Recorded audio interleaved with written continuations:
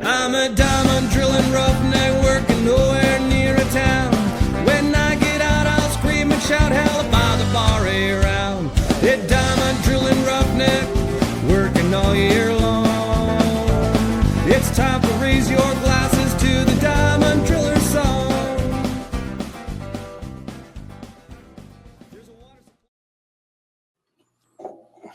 Well, good day, Brent. How you doing today, Sean? Good. Good. You? Yeah, I'm doing all right. I see you did a little stint at home and you're back in action now, eh? Yeah, back at camp, yeah. Yeah. On the doing the night shift. Yeah, shit. Yeah. Must be warming up there though pretty quick, it I is, think, Sean. or any signs of spring. Good dump of snow. Good dump of snow, but yeah, it's warmed up, yeah. Spring's coming. Right on. Yeah, we're getting little doses of it up here, and then it's just randomly minus 20. I got that alarm on my phone that says like what the date is and all that stuff, and it says like I don't know, high of 1 degree, low of 20, and you're like, oh yeah, it just ruins the day. Yeah, off the hop. Yeah. Yeah. If you're gonna have disappointment, it's good to just start the day with it, I think, and then I just get it done with. Yeah, uphill battle after that. Yeah. But, how's your week? Pretty good. Busy? I've been good. Just busy. In our shop, we're just kind of fixing everything. We're kind of getting right to the end of all the damaged equipment from the summer, and just getting into tip-top shape. And got some jobs lined up too. So now it's just that waiting game, like most other places, and fire up, be full bore for the spring and the summer. You guys pretty busy there too? Yeah, we're busy. I think we'll be wrapping up, Sean, here soon. I mean, the weather, right? Depending on it. Oh, yeah. Just do like a little your breakup kind of thing, eh? Yeah, I think she'll be till probably another few weeks. Hopefully I'll get out of it, but yeah. All right. Well, maybe we'll kick into some sponsors here. I got the first one here. We have Top Rank Diamond Drilling, based out of St. Rose, Manitoba. They do skid, fly, any kind of drilling. Been around for a long time here. We actually had the founder and owner, Devin Rank, on one of the podcasts here, like 2 episodes ago. So go back and check that one out. And I would imagine he did mention something they'll be looking for guys for the start of the season as well. You can just hit them up at www.toprankdiamonddrilling.ca. Shoot them a resume, and I would imagine they want to see an actual valid first aid certificate. So maybe check that before you shoot the resume over. You don't want to start off on a bad foot. One from 2021, eh? Yeah. You know, a guy gets a lot of those ones where, like, I'm really good on Photoshop and Illustrator and stuff, but I've used Microsoft Paint like way back in the day. I'm like, oh man, my certificate's expired and I got to get to work to just change the date on there. And now they have they all got the serial numbers now, so you're kind of screwed. But you're screwed. Yeah. Not promoting that way of doing things, but you got to do what you got to do. Yeah. I'll leave this next one to you, Brent. Yeah. Foss Well Drilling. My buddy there, Mike Foss, hell of a guy. Diamond drills as well. He's 20 years experience in drilling across multiple places. He based out of Renfrew, Ontario. Provides high-quality geotechnical drilling and residential water wells. His website's fosswelldrilling.com. Give him a shout if you're in that area and you need a well done. Damn good guy. We should, since he's a buddy of yours, do you know much about water well drilling? Any history of doing that? I don't, but I literally, when I drill, I look at every kind of drilling there is all night long. It's sickening almost. But he's out here right now, and he comes out and bullshits with me and talks to me a lot about it. Like, so it's I actually been thinking about getting into it a little bit, maybe. Okay. Possibly, right? In my area. Because it's all wells in my area, eh? Yeah. But, I know that was when my stepdad built our brand new house. I'm sure it was just painful for him to like have to pay the bill. A water well comes in, they're drilling. He's just got this yeah. big bill and he's just sitting there like, yeah, I've done it for 30 years. Now I got to pay you and watch you. Pay someone to do it. Yeah. He always said that. He's like, oh, a guy should have got into water wells. I mean, obviously you got to have cash to get into that too, but it's not a bad investment. But yeah, it'd be cool to come in here and learn a little bit more about it, what the struggles are with that. We'll do got a couple more here too. We got Alpha Drilling. We had Jay on episode 5. Definitely check that one out. He tells how the company started, where they're based out of, what kind of drilling they do. Same thing. I'm sure they're looking for guys. Hit them up at alphadrilling.ca. And same thing. Check those expiry dates on all your stuff. I think we had a little rant about that. But yeah. And then the last one here, Territorial Merch. That's actually my company. So I got to throw my own little plug in here. But we just got an embroidery machine. We do screen printing, laser engraving, anything for promotional needs, print on high vis, all that kind of stuff. And we're doing all the Greasy Drillers clothing, which will be on the website pretty soon. greasydriller.com, I believe, if I got her set up right. Sweet. Yeah, that's sweet. So I guess it's time to bring in our guest here. We got him patiently waiting in the waiting room here, and we'll see what type of drink he's got. Here's James Patterson. How you doing, sir? Good. How are you doing, gentlemen? Good. Oh, pretty good, I think. Yeah, it's Sunday, so if you ask that question tomorrow on Monday, I think won't be as happy. Should be a little bit different. Yeah. We're at that point in your Little career bit, when yeah. Sunday is different from Monday, so there's been some changes somewhere along the line. Yeah. Never come out of camp At and least never Sunday I work try to sleep in a little bit, see the family, and then it's pretty much right back to work though. So I'd say maybe just Sunday morning is kind of that break. Yeah, right on. Yeah, thanks for the opportunity, guys. It's good to good to join you. Yeah, it's really good to have you. We're looking forward to kind of switching things up. The whole point of the podcast was to go into like the drilling industry. So we've had some owners of companies, some drillers. We're really hoping to get more on here just to hear those just funny stories and stuff like that. But then we can get into the more technical stuff about rigs people like and everything. And maybe I'll just give you this chance to kind of introduce yourself and who you work for, what company you own, and all that kind of stuff. So I'll leave it to you. Yeah, great. Yeah, so James Patterson with Tactex Industries and Macon Industries. And I got into the drilling industry probably around 2007. And I'm 53 years old, Sean. So if you run the numbers backwards on some of these stories, it may not all jive, but they're fairly close dates. Okay. So, yeah, it's around 2007. I got into the industry, and it was kind of funny because I was 35 years old and heard about diamond drilling from a buddy, and I was pretty entrenched in the career that I was in, but I wanted to change. And there's not too many people who are interested in hiring a 35-year-old diamond drill helper. So I made quite a few calls, and I talked to one fellow and I said, hey, I'll come up and I'll work for free for 2 weeks. And, if you like me, you can pay me. If you don't, then don't. And he's like, is there something wrong with you? And I'm like, it probably is, but there's not much risk for you. So, I drove up past Kitwanga and did a 2-week shift, first time on a rig and helping, and busted my ass, but I absolutely loved it. And I got back to the job that I was working at and put in my 2 weeks notice and pretty much been at her ever since.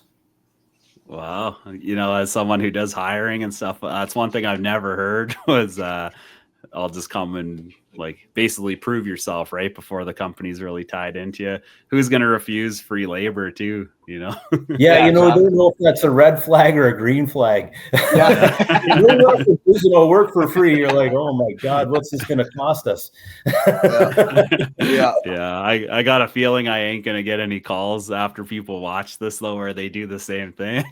I don't know if that drive is there to really get a job at that. Maybe I'll work an hour for free. I might get that now. What was the old job that you were into that you gave your notice at? Believe it or not, I was a salaried employee at Department of Fisheries and Oceans, and I worked for the federal government for probably 10, 15 years doing stock assessment surveys for salmon and different things like that, recreational catch and commercial catch. So it was a great job, but I just kind of got tied into the office there as the further along I got in the career. So I was more interested in being outside. And you can imagine the regulatory kind of processes you're working within with the federal government, slightly different jumping into a diamond drill program 20 years ago or whenever it was. And I just fell in love with it instantly. Okay. Well, yeah, that is quite the switch. Those are, that's usually, especially me being up in Whitehorse here, any kind of government jobs, it really seems like most people just work towards that. Once they get settled in, they're like, okay, now I'm here. Yeah. Yeah. Okay. So, tell me a little bit about the company itself. I'm just really curious. I know you build drills and Macon makes all the mining stuff and everything like that. But I'm always really curious about owning a business myself. What really drives people? I would imagine when you decide, hey, I want to own a business, now you should probably have a goal as to what that business is going to do other than make money. I guess that's a pretty important one to all three of us, I would say. But just really what you do and how it got started. Yeah, well, over the years, being in the industry myself, drilling, and I have my own small drill company for a spell there with at different times with one rig. I drilled usually half the shifts myself, and I got out of that. It just kind of retirement, I guess you would call it, and I'm good friends with the guys from Macon Industries, the owners of Macon. We've been friends, and I was a customer of theirs for a number of years. And I decided to do sales for Macon Industries, and then they were working on a rig at the time, and so I got pretty involved in that. And it's like you say, of course, everybody you hope that it makes money one day or whatever, but it's like you're just so focused on the concept. And the concept for us was just trying to come up with a rig that was a bit of a Swiss Army knife. There's lots of drills out there. There's quite a few manufacturers even here in the Lower Mainland. And with our drill, I'd been on programs where you're going from heli portable to skid drilling to track systems. There's trucks on some of those jobs. And, if you're a handy guy and you got a welder, you can make any drill go anywhere you need it to be. Yeah. But it may not necessarily be something that can jump from all those different platforms. So it was a big undertaking, big investment, both in time, design, money, and then testing the prototype. But what we truly wanted was a drill that was designed with SolidWorks. Everything's built in-house, and all the parts are exactly the same. So that was what our goal was. So we started with our heli portable platform, and then our shacks, which Macon has done very well for a long time. We kind of took that design and a lot of the options that people like in the shacks, we just kind of embedded into the Tactex shack, and then worked on the track platform. So the platforms can all be sitting there, and you can literally just hop any of the drill pieces across any of the platforms. I could throw up something from your just to explain to everybody kind of what they're looking at here. Most people are watching on YouTube anyways, so they should see this, but some are just Spotify as well. So yeah. So looking at the drill kind of up top, it says 1 drill, 3 platforms. So basically the way we have it set up, we've got the drill itself, and we did a prototype, worked with a company up in Smithers to test run it for us. We asked them to beat it up and send it back to us and get their feedback. And so we really like to say we perfected the drill itself. So, that's the power pack, whatever prime mover or engine you want on there. That's something that we have, we feel perfected and don't change. And then as you kind of move down the list there, the first drills we built all had the 6-foot stroke, because we're all heli portable here on the West Coast for the most part, and we'll put them into shacks in the winter or on skid programs, as you know. But some of our clients that don't fly are like, why does your drill only slide up 6 feet? It should go 10 or 11, which is a good point. So we designed the 11-foot stroke feed frame, and then you can kind of put those onto the heli portable platform. You could drop it into the drill shack, the track platform that's at the bottom there, or our FX10, which is our fly package. So we have a fly package that moves fast. It's kind of like an alloy frame and kind of a fast moving structure. And then we've also got a heli portable rod handling setup. So if they're doing, multiple dips, bigger rods, deeper holes, or client requested, then you can kind of do that as well. So, and it's all interchangeable. Okay. Was coming into when you started developing the rig, how much of that was, let's go back to like that first hitch that you worked, you're kind of, I'm sure you weren't looking at the drill instantly like, I can make this better. But, I always find there's something you were dealing with. I mean, now you guys are doing rod manipulators. Maybe back then, I mean, you're seeing all the hydraulics work, even on the old gear jammers still had hydraulics to do stuff. You see like, we could probably make this easier. Did you draw any of the inspiration from like right when you started your career on the drills, or was it more when you owned a rig and you were doing that end of things? It's definitely after spending some time out there, and a lot of it, comes from people that we work with, customers through Macon. And I don't know, I kind of like the saying that the hockey coach is almost never the best player on the team, right? Like we don't come up with all the ideas, we get feedback from the industry. And I think that's like very successful model for a lot of companies. If you're listening to the guys on the ground and implementing those ideas, then not all of them, but you're implementing those ideas, you can have a successful model. So I think that answered the question there. Yeah. The the introduction of even the rod manipulator, like, I don't know, myself, when I first saw it, I had been in drilling for a long time. I think I just started drilling a little bit, work slowed right down, went back helping, ended up on an EF50 drill. And that's the first time I saw a rod manipulator. And I remember walking in the door and like I saw the controls and I'm like, oh shit, now I'm like in charge of something. But as soon as we pulled rods the first time, I was like, wow, like this is crazy. Like how did it take so long to develop this? Because I had worked on, like I started on the gear jammers, worked on the hydraulic drills. And we talked about this in an older episode, how a new drill comes out and you're, as the helper anyways, you're working harder on the thing. Now I'm like, at least a gear jammer, we had the hoist, we would pull the rods off like that. Well, now I'm on an A5 or something, or a Versa drill, and I'm lifting a 10-foot rod up and manipulating it around. So when I first saw the thing, I was like, oh, right on. Like finally we're making a step in the right direction. Like, what about you, Brent? When you first saw one of those, what did you really think? Mine was on an EF2. First time I ever seen one, and it was funny because I was in northern Saskatchewan, and there's a lot of safety on this job. It was actually Rio Tinto, and they're all standing there, man. I never touched one in my life. I jump on there and it was horrible. I told my driller, I'm like, I'm done. I almost quit. I said, I'm not using this thing. There's no way. Like, I'm not. Everyone, and he says, "Oh, if you play video games, you should be good." I said, "I don't play video games, partner. Like, this ain't for me.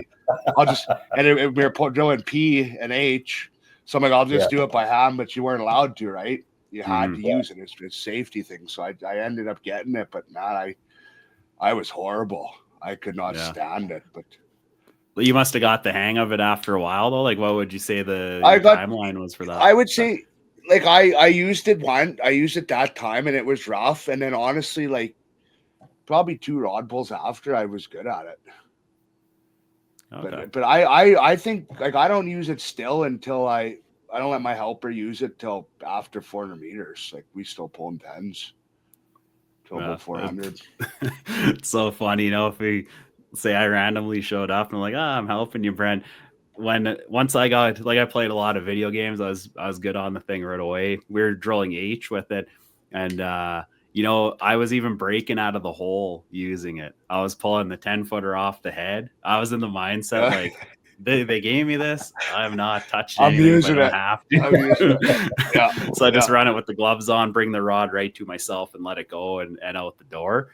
But I got really good at it. But I know what you mean. A lot of the most guys on the drills are hardworking guys and they want to get it done. Like speed is always a factor, right? So the guys are willing to just run in, grab the rod and do it. But you need to give the thing a chance. Like they wouldn't develop it if it wasn't going to kind of change the game in a way. You gotta learn it. Bottom line these days, you gotta, you have to. I still like, I have helpers that are like me that don't want to touch it. But bottom line is you're punching a 2,000 meter hole, you're going to use a rod manipulator. So you get used to it, right? Yeah. There's a few guys like as the industry kind of, I wouldn't call it evolving. I'd just call it changing.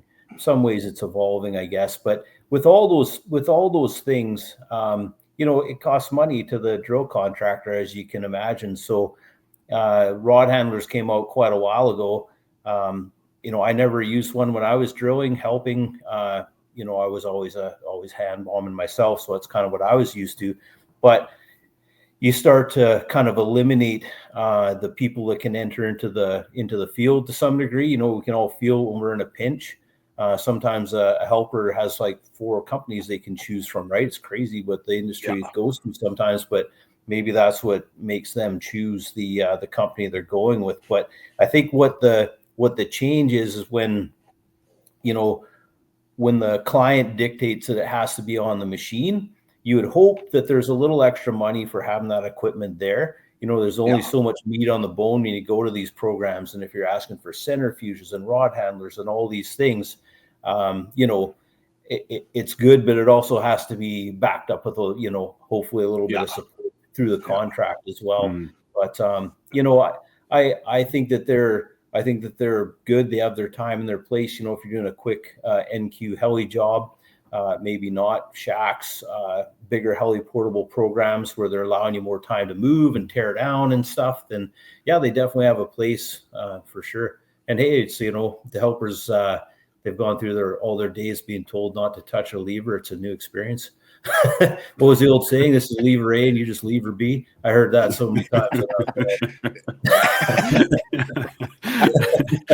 I got a buddy, obviously he never heard that, and he's probably bullshitting me, but we graduated at the same time. We both went on the drills instantly, and I didn't have any interest in drilling even like a few years into the industry, but my buddy, he's more of a go-getter at the time. And he was telling me, we were talking about like the drillers falling asleep and they're sitting at the controls and heads nodding. And so I was telling him, this guy is sleeping for a long time. The head goes down, it's just rotating. And I'm like, I don't care. It's more rest time for me. Well, he told me he ran over there, and after a few weeks, he said it wasn't at the bottom of the stroke, but the bit's polished. It's not going anywhere. And he just went there and he dry stripped it. And like, of course, the driller, he wakes up and like lost it on the guy. So yeah, I don't That'd think be he a ever. terrible way to I wake can up. imagine. Oh yeah, just Yeah, he still grunting, sticks eh? to that story that he did it, but I know for sure, like if that was me, I would have lost it too. Oh yeah. Oh yeah, oh yeah. But you know, to go back to the innovation of it, or just like changes, I guess, like you said, they've been around for a long time. The manipulator on your guys' drills on that fly one or the skid one, do you use like the chain driven manipulator that kind of goes up and down, or is this the one with the rollers that rolls? It's the roller. So we're a Western Canadian distributor for AVD from back east. You know, they've been around forever. And so we put their product on ours, and then we'll sell it as well. So, you know, there's so much to it when it comes to designing something like that. Not only just testing it and having that user interface where guys are kind of used to it, but another big part of it is parts and consumables. So if something happens to the thing, or you know, if rollers are wearing out, you want something that's readily available. So it's the roller type that's on there, and they've been good. You know, they're you know, it's complicated enough out there without getting overly complicated with the system. So I think they've worked really well for us. Yeah, the rollers are definitely the way to go, I'd say, on them. Yeah, I think it's a quicker adjustment to running something like that with the rollers. There's more stability, and I know the ones I ran anyways before, like they would actually max out right in front of the drill mass, so it's straight in. And like nothing against the ones on the EF, but like they're a lot more sensitive. You got to be good with it. I mean, I used to pull, I don't know if people even really do this now, but I always pulled 30 footers with that one on the EF.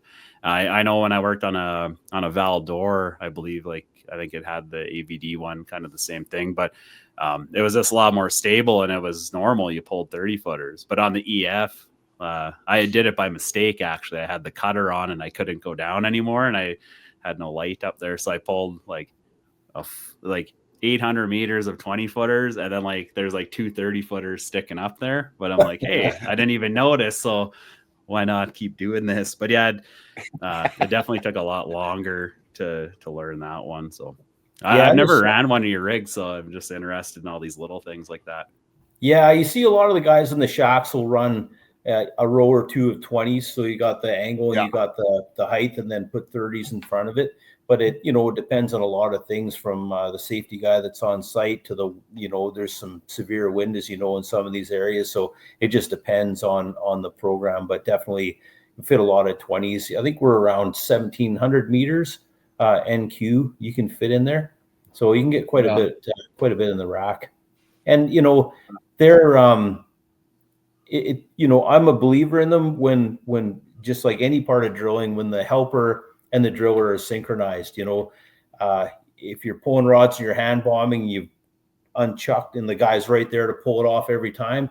It's the same thing with the rod handler. If they're all in sync, that hand's sitting there right when it's ready and it's off. So, you could walk into some drills and maybe be hoping they had a little more synchronization, and then you walk into some where the guys have been together for a bit and they know where each other are at, and it's pretty quick. I don't know, be pretty you're pulling in 30s.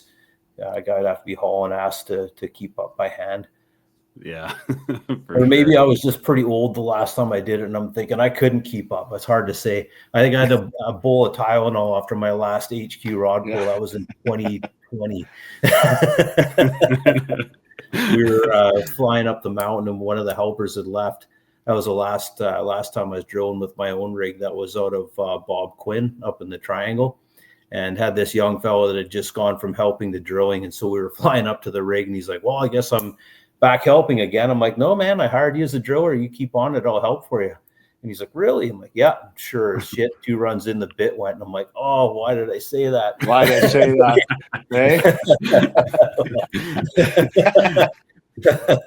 Yeah. I went out to a job last year filling in as a supervisor, and same thing happened. Helper ended up quitting, and so I'm like, oh, I'll go out there, and I like to lead by example. So I dumping the tubes, doing all that, but like really cleaning the whole place up, because I want the cross shift helper at the time I was the operations guy. So I want this new helper to walk in for his night shift and be like, oh man, there was a lot that I didn't do here.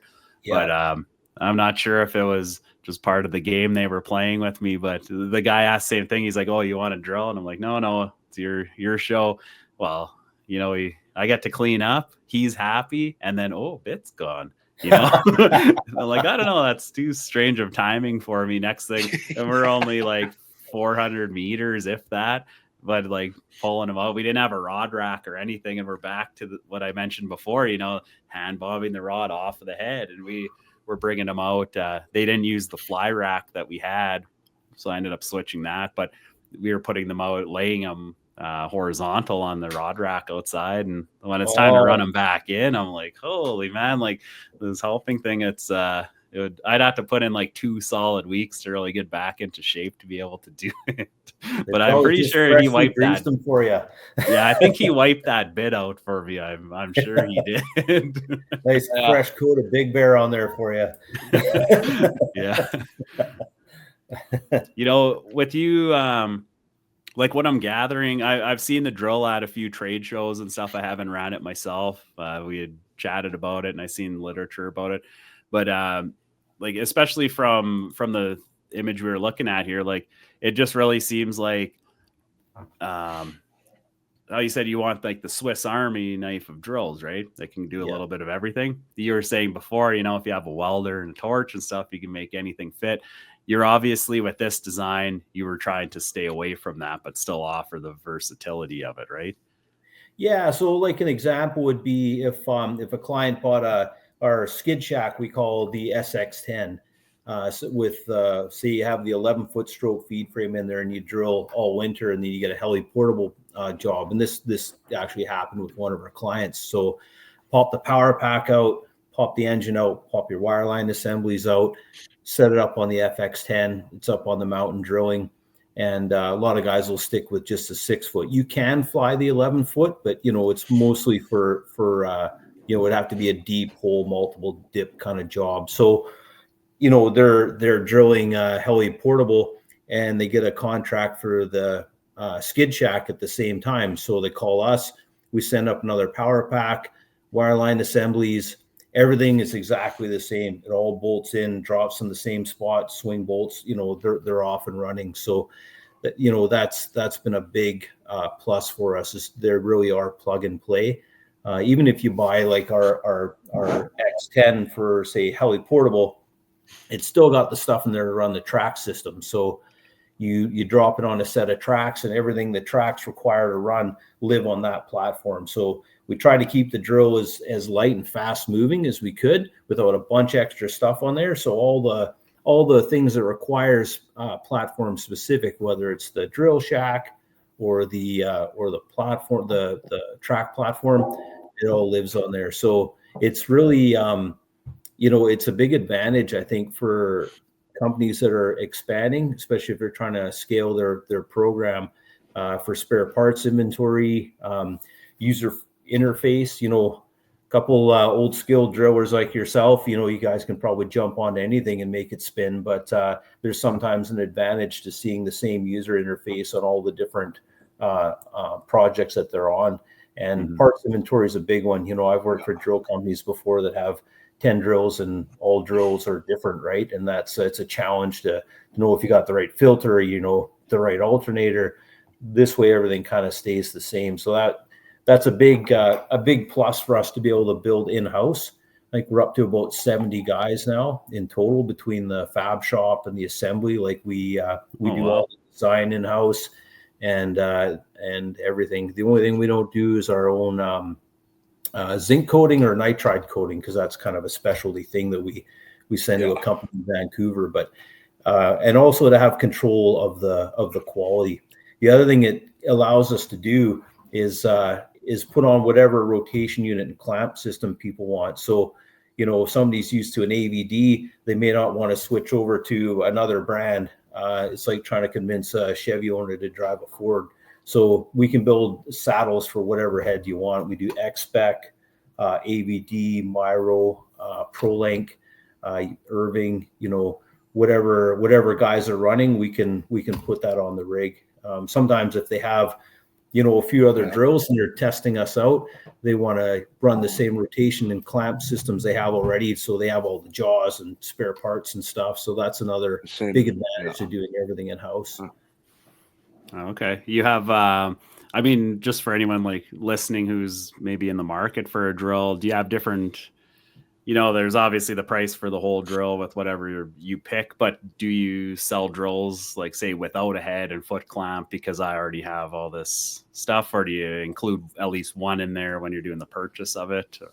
Oh, we've definitely done that. Yeah, we've got even some guys that already have a drill and say their feed frame's busted up, but they've been, keeping up on their service intervals with the hydraulic filters and the oil and stuff on the engine. So that stuff's all tight, but they're maybe they've been tri-coning aggressively or something, and the feed frame's busted up. So we've had like conversion kits, so guys can have the existing drill that they have and then switch over to one of ours.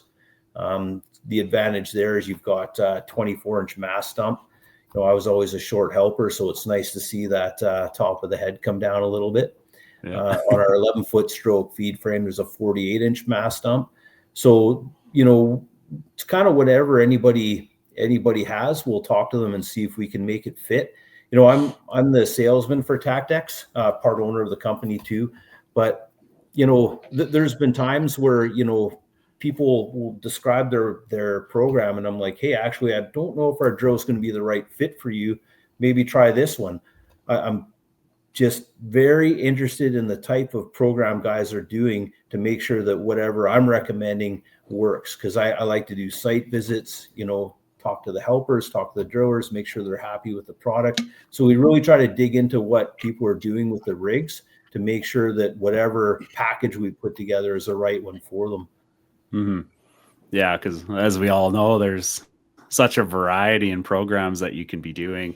It really seems like you've the main ones are like track operated skid and fly, but it seems like you've really worked in, just because you're on a fly job doesn't mean you're exactly limited to just this one package that we have. You're able to add a couple things to it, which is nice.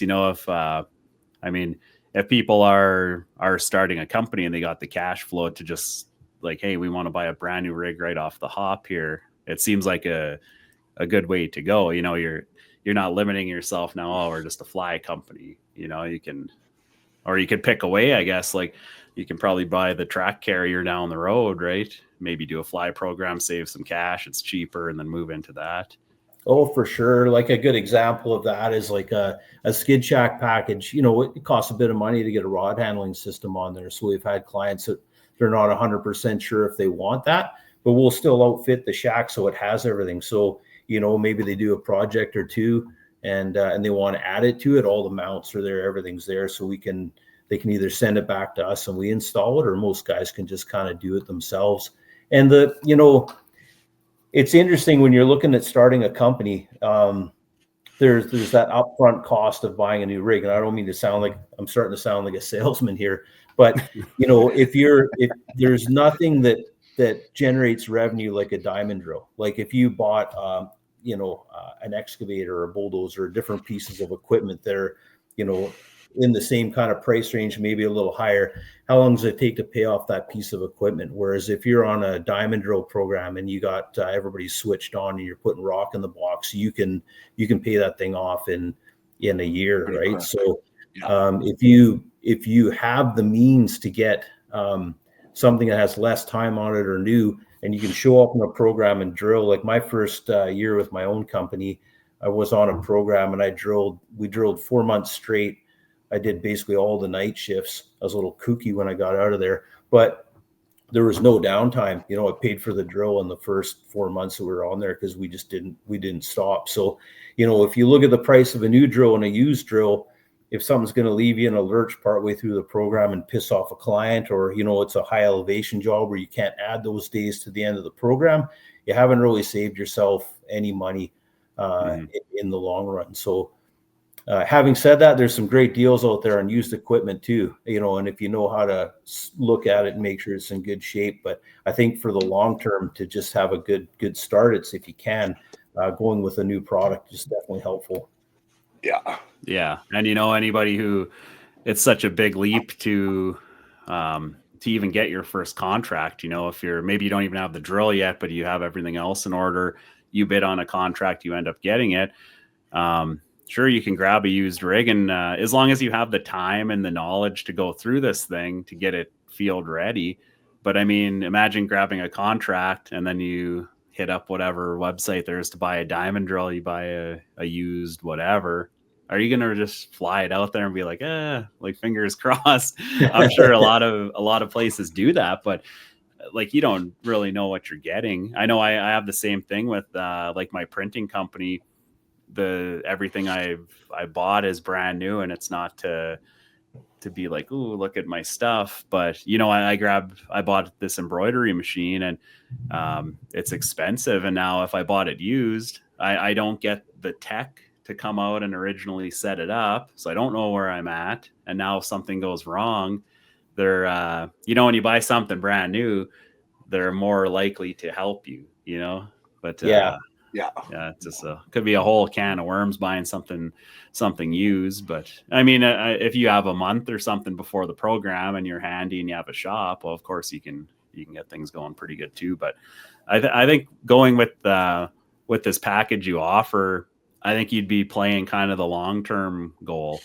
And I keep thinking back to the switching the drill from being on the track system. Now we're going to fly it. Like you said before, we need welders and torches probably. Because I mean, if there's a will, there's a way. You can do anything with any piece of equipment, but that's not saying it's going to be easy.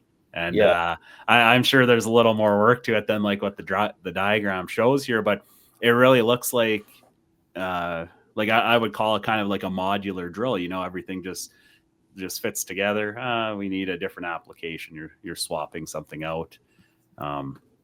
What's been the most popular configuration in terms of sales and just being used, at least in Canada here? I think the skid shacks, in a perfect world, when my planets were aligned, I love doing high elevation heli portable in the summer and skid for the rest of the time. But if somebody gets a skid program where they've got some decent meterage and it's for an extended period of time, it's a nice way to go. So that's definitely been popular. And then, there's been a lot of interest with our track system. I think this is our 4th track system that we've done, and we've got another one sold that we're working on right now. So it's hard to predict. You never know which way the industry is going to go. Mm-hmm. And, from a manufacturer's perspective as well, this model that we're using, I love that you said modular, because that's exactly how we think of the drill. We can build sub-assemblies ahead of time. So we're building power packs, we're building mass dump assemblies, we're building all these things. And if somebody phones for a drill, it's not like we're, starting to cut into a raw piece of plate and build a drill. A lot of this stuff is already powder coated. It's already in the shop, and we're assembling it and commissioning it. And it's definitely a big advantage for sure. Maybe I'll just toss this picture up of the drill itself, just for anyone who hasn't seen it. If you kind of want to get into it, I'm like you said, people with experience can kind of hop onto any drill, end up running the thing, and maybe it's pretty standard. Maybe you get a 2-minute lesson on the thing before your cross shift. He leaves, and now you're the boss on this thing. Yeah. But I don't know. Whenever new drills come out, I didn't ask, when did your first Tactex drill come out? Well, it's crazy. It's only been probably 3 years, 2.5, 3 years since we started Tactex. And so that's kind of when, when we had the prototype out there, we didn't even have the name of the company yet. So that was, kind of before, but Tactex is, about 2.5, 3 years. Okay. Yeah. I'll pop it up here. And if there's just some things you can point out with with this picture, maybe things that kind of make the drill different than other ones, or just some key features you want people to know about? Absolutely. Yeah. Just looking at it from here, we tried to make this so if any inspector walks onto the program, they're going to be happy with the safety features that the drill has without it being overly complicated. So an example would be that picture with the guard open right now. There's an interlock switch on there. So you'll still have full rotational torque, but it cuts all the RPM out. You can only, I think you rotate it like 40 or 50 RPM. We can also dial that right back so it stops it, but it just makes it a bit more challenging if you're, doing a rod pull. So we integrated some of the safety features in there. If you look at the feed frame that's on there, it's all UHMW slide. The only rollers that are on there are on the sides of the saddle just to keep everything true.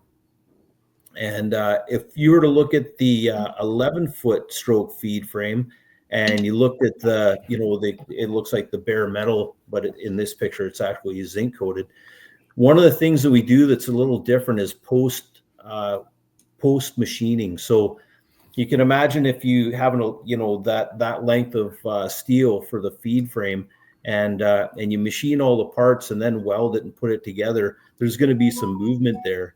So what we do with our 11-foot stroke feed frame and with these is we build it all, weld it all the fabricating and heat cycles are done. And then any machining that has to be done is done afterwards. So there's zero movements and things can be very precise.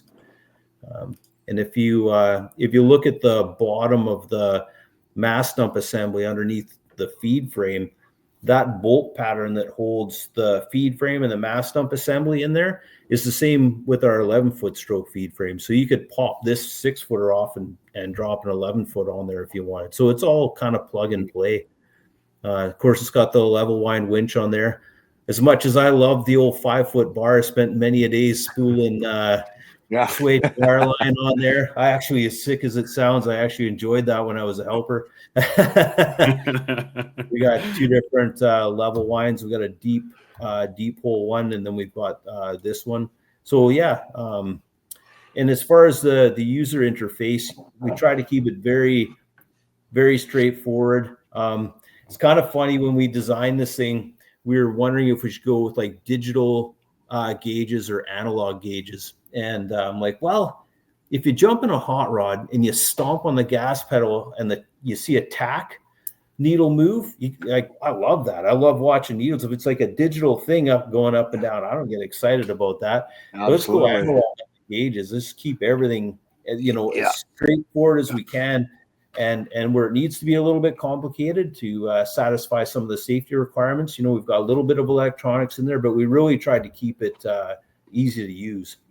Mm-hmm. Maybe the next generation of drillers will appreciate the analog gauges and they'll want digital, but that's what we got right now. Yeah, maybe that'll be more when they go to they'll finally perfect like just a battery system, and it'll be a like electric portable drill. It'll be super quiet, just digital displays on everything. Sounds like a nightmare. I'm pretty sure I'll be out of the industry by that time, but I don't want to be part of it. Yeah. I do have a side view picture. I apologize, I can't zoom in here on it, but no, that's great. So this was just a week or so ago. We had this drill rig out in Toronto at the PDAC convention. I think there must have been 30,000 people came through the building in the 4 days that we were there. It was just a phenomenal convention. I was under more scrutiny placing that drill in that booth than I have for $50,000 exploration holes. I couldn't cross any lines there. So it just fit in the booth. And there's never any issues with the mass being so high. Like, do they have? I'm curious at the conferences. Like, do they? Because even when we have booths, we never actually have equipment at them. And I was just wondering, like, if they have restrictions on heights, or I would imagine it can be strenuous even being in there, because it's someone's job, like especially a conference like that, to make sure, like, hey, you're not getting into this guy's space and everybody's kind of on a level playing field there. Oh yeah, yeah. It's always a little bit interesting. And this year was the first time we took the TX10 track drill to both shows, both to the Roundup in Vancouver and PDAC. And I'm usually the guy that's setting it up just because I like being in there. And it was just so nice to be able to drive the thing. We've got a wireless control, so you're just walking beside it and putting it right into the booth. And my wife phoned me to ask me if I was working hard. I'm like, nope. I'm inside. It's not minus 40. I'm there's no pressure here at all. Yeah, being there like you got to kind of help her with you, and you're screaming at him like, "Come on!" Yeah. Looking at the clock. Yeah. There's no. I didn't even bring any diamond bits with me. There's no pressure on this job at all here today. Yeah. So this rig here, this was the same one that you had in Vancouver at Roundup as well, eh? Yeah, we sold it to our good friends there at Dorado Drilling, and we sweet talked them into letting us keep it for a little bit longer to get it to Toronto and back. So it's back at the shop now. The guys actually just finished a couple of modifications that Dorado wanted custom on there, and we'll be shipping out Monday or Tuesday. Yeah. Okay. Yeah. Congrats to them. That'll be pretty exciting for ownership and the guys running it. Like they're beautiful rigs too. You know, when you're walking around the show, it's I mean, you spot the mast right away too, but when you walk by it, even if you weren't into diamond drilling, it's definitely eye catching too. So I appreciate that. Yeah. The running joke with the guys that I do the show with is I'm getting that age where they have to have a high mast or I won't find the booth. You know? And yeah, no, I appreciate you saying that about the equipment. It's funny when you're at the shows, you know, you have some people will be coming up and they'll be asking you, you know, technical questions about the flows of the pumps and all that. And then the next person would be like, quick question. Yeah. What is this thing? Like, oh, why are you at the show? I'm going to ask you your question with a question. Yeah, it's definitely, it's been, we're super happy that we've had the opportunity to actually have equipment in there, and it definitely brings people to the booth and starts a lot of dialogue. Okay. I was looking through the brochure that you had sent me before. I believe, like for motor options, I think you have a Cummins listed in there, a 4-cylinder Cummins. Do you have different options with that, or is that kind of the one you've stuck with? I know some people are like, oh, I just love a John Deere and I got to have it. Yeah, we've had companies come to us that have their own engine. Like if they have a 6068 that they had on another drill, maybe they just had it re-sleeved or something and they want to use it. So you'll see some out there with 6068s. We put those on for export. We can't do that within Canada. We stick with the Cummins 4-cylinder because of the emissions standards we have to meet as an OEM manufacturer. But man, that Cummins, like it's just a linear power. I'm not sure if you've ran one with the Cummins on there before, but it doesn't grunt. Like, you know, I think about when I used to drill and, you know, you hear the turbo squealing a bit or a bit of black smoke or it laboring. If you weren't paying attention to the gauges momentarily, that would catch your attention. Well, Cummins doesn't do that. It's just got so much linear. It's got power. Yeah. It's amazing what they can get out of a 4-cylinder. So that's the one that we've been putting in, and we've had good success with that engine. And it's nice, you know, like when we built this drill, when we designed it, you know, there's everybody under the sun wants to sell you products to put in there, and so we stuck with stuff that's globally supported. So like Bosch, for example, M4. Product. You can get that anywhere in the world. Our track systems are from Caterpillar. It's a 312 cat that we buy directly from Fitting. We try to keep everything, and Cummins, of course, too. You know, there's not too many places you go where you're too far from a Cummins dealership if you need stuff.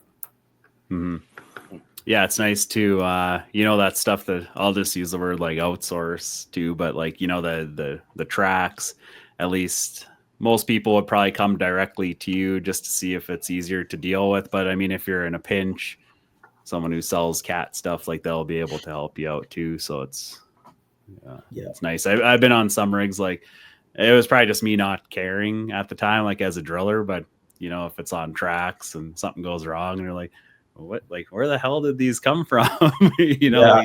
No idea. And of course, somebody up the chain, well, they know where to get the parts. But it just seemed like it was kind of a mystery back then. I guess now, though, companies have more presence on the internet. Everybody's got a website. The brochure that you sent me, I mean, it kind of describes everything. There's really no mysteries in what you're running or what options you can have on there, which is nice. It probably saves a lot of phone calls too, like, what's the sense of keeping that stuff private? Eventually everybody's going to know. And for sure. Yeah. And one of the big things too is support for in the field. And that's something that we really focused on. I mean, I've been on the other end of it before. 2:00 in the morning, drill's broken down, and you're like, not that there's any pressure when that happens, but I tried to think of the best way to support people when they're in those kind of situations with our product. So drills that I'd put together in the past, you assemble everything, you put test ports all through it, you commission it, tune all the pumps, pull that stuff all out and put plugs in, and off it goes. What we've done with ours is we've left all the test ports through the drill, and we sell the drill. It's no extra charge. I am starting to sound like a salesman today only. We have an uptime kit that comes with the drill. So it's got the pressure gauges in it. It's got a tachometer, multimeter, like all the things that you would kind of need for first pass troubleshooting. And so if you got into a bit of a bind with the drill, because I mean, let's face it, you run equipment, things are gonna happen from time to time. You give us a call, our tech will get on the phone, ask you to take the uptime kit to the drill, tell you where the test port is, plug the thing in, and you can kind of start going through the process. And we kept it. It's not a complicated drill, but there's a lot of stuff going on in there. Not everybody's a hydraulics technician, right? There's a lot of moving parts. So we tried to make the troubleshooting end of it as easy as possible. So if there is an issue, we can get guys turning again right away. Yeah, I do see, even if I have the assembly of it right here, I guess first off, I am curious how the control bank, that's obviously your hydraulic pack behind it. Is that kind of a quick disconnect? Like, would you fly that separate in a move if you had to, or is that just a bunch of hoses all the control panel will always stay on the hydraulic pack. I'm not sure. I think we have it like that in that picture. So if people were truck mounting it or things like that, they know that it comes off, but that stays on there. And then the drill itself has a pump drive on it. So there's no drive shaft or anything. So the engine just couples right to the hydraulic pack.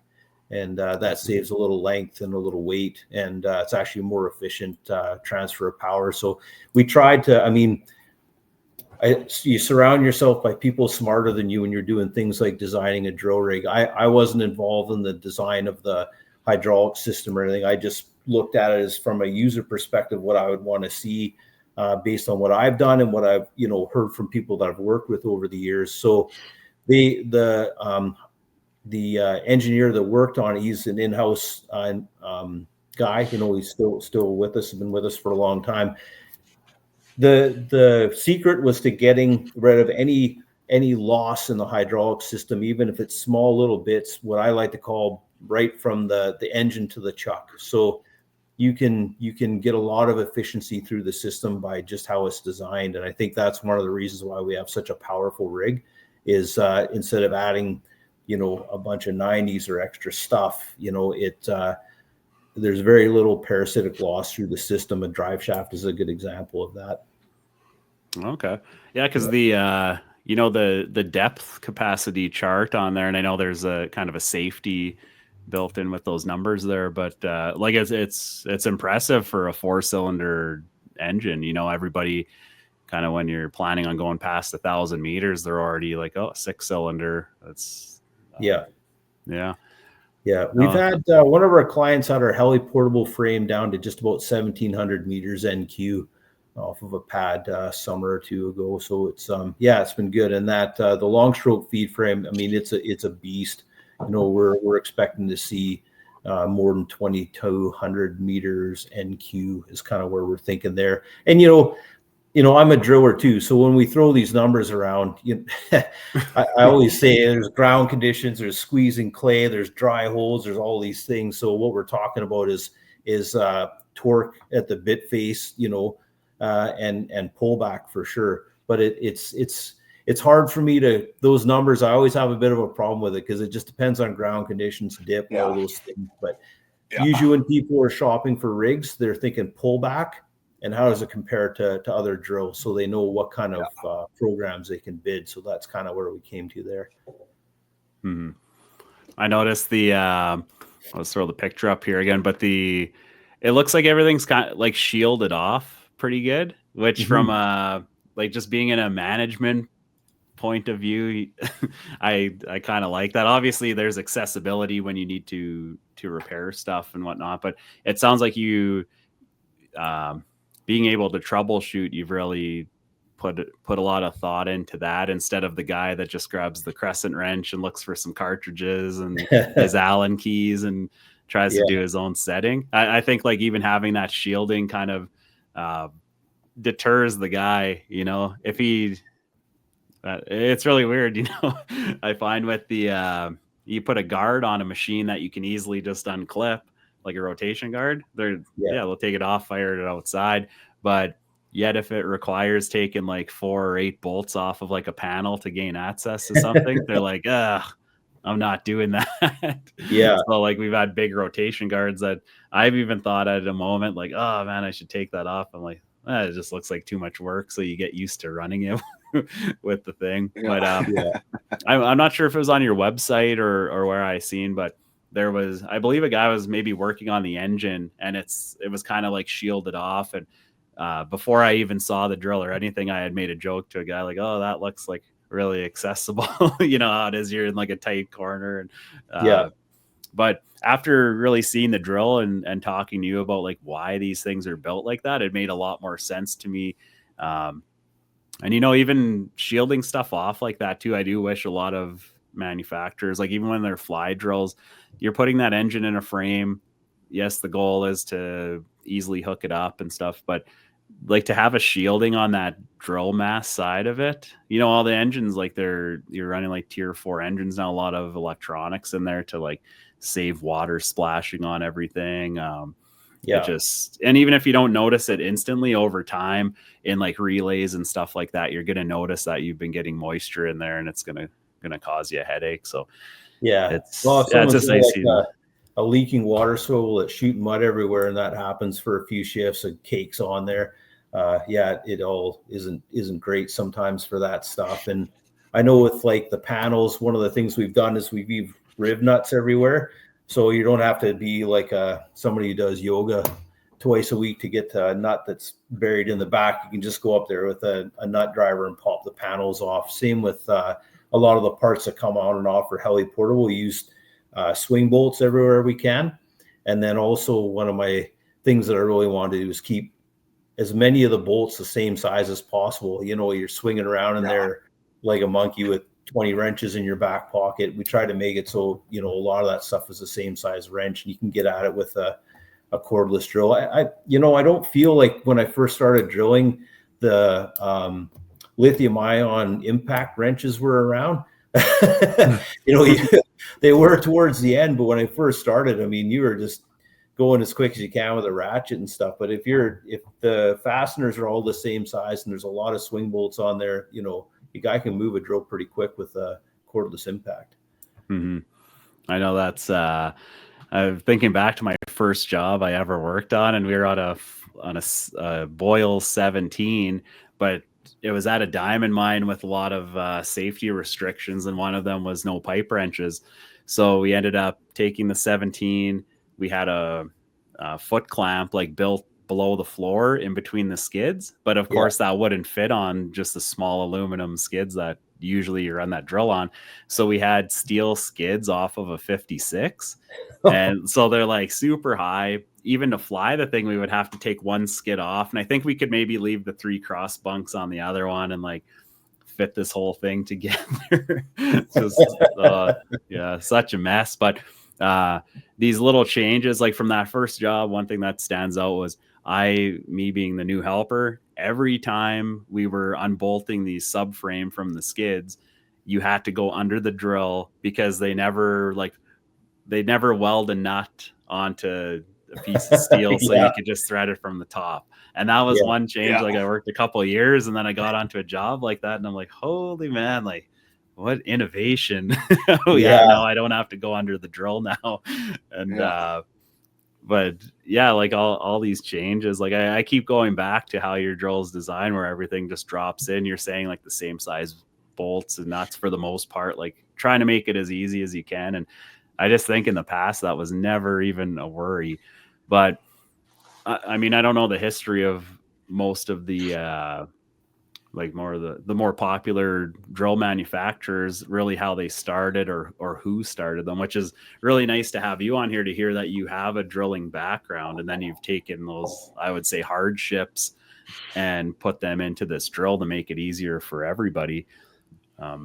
Yeah, it's just something you don't see too often, or maybe you do, and I just haven't noticed. If I'm not bitching about something, it's probably a good design, I guess.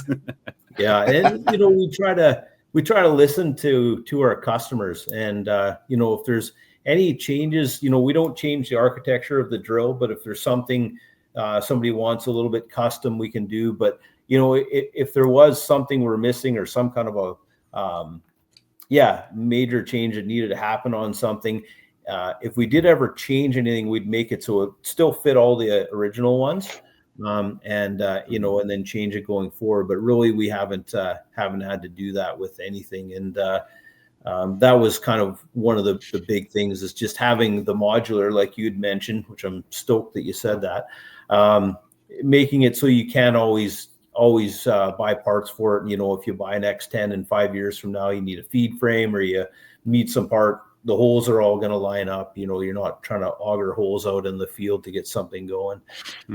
And then little things like, when you land, you can land the engine first, or you can land the power pack first on our heli platforms. Well, they're kind of self-guiding, so you can kind of land it crooked and it'll self-center itself on the frame.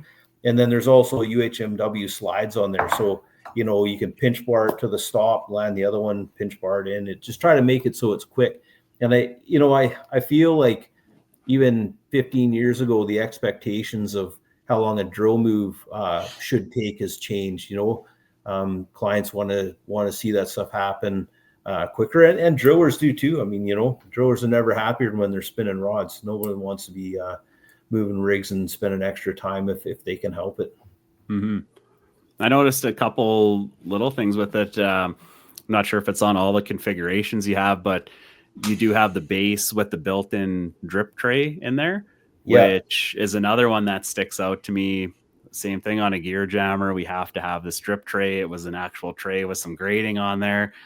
We couldn't get it out. If it ever filled up, you couldn't get it out until the drill move is happening, unless you cut a hole in the floor and ran a hose, which of course they didn't give you a hose or a valve or nothing. But that one really stuck out to me. I mean, it's a minor thing until you need it. Mm-hmm. And I had done that for a different company about 3 years ago.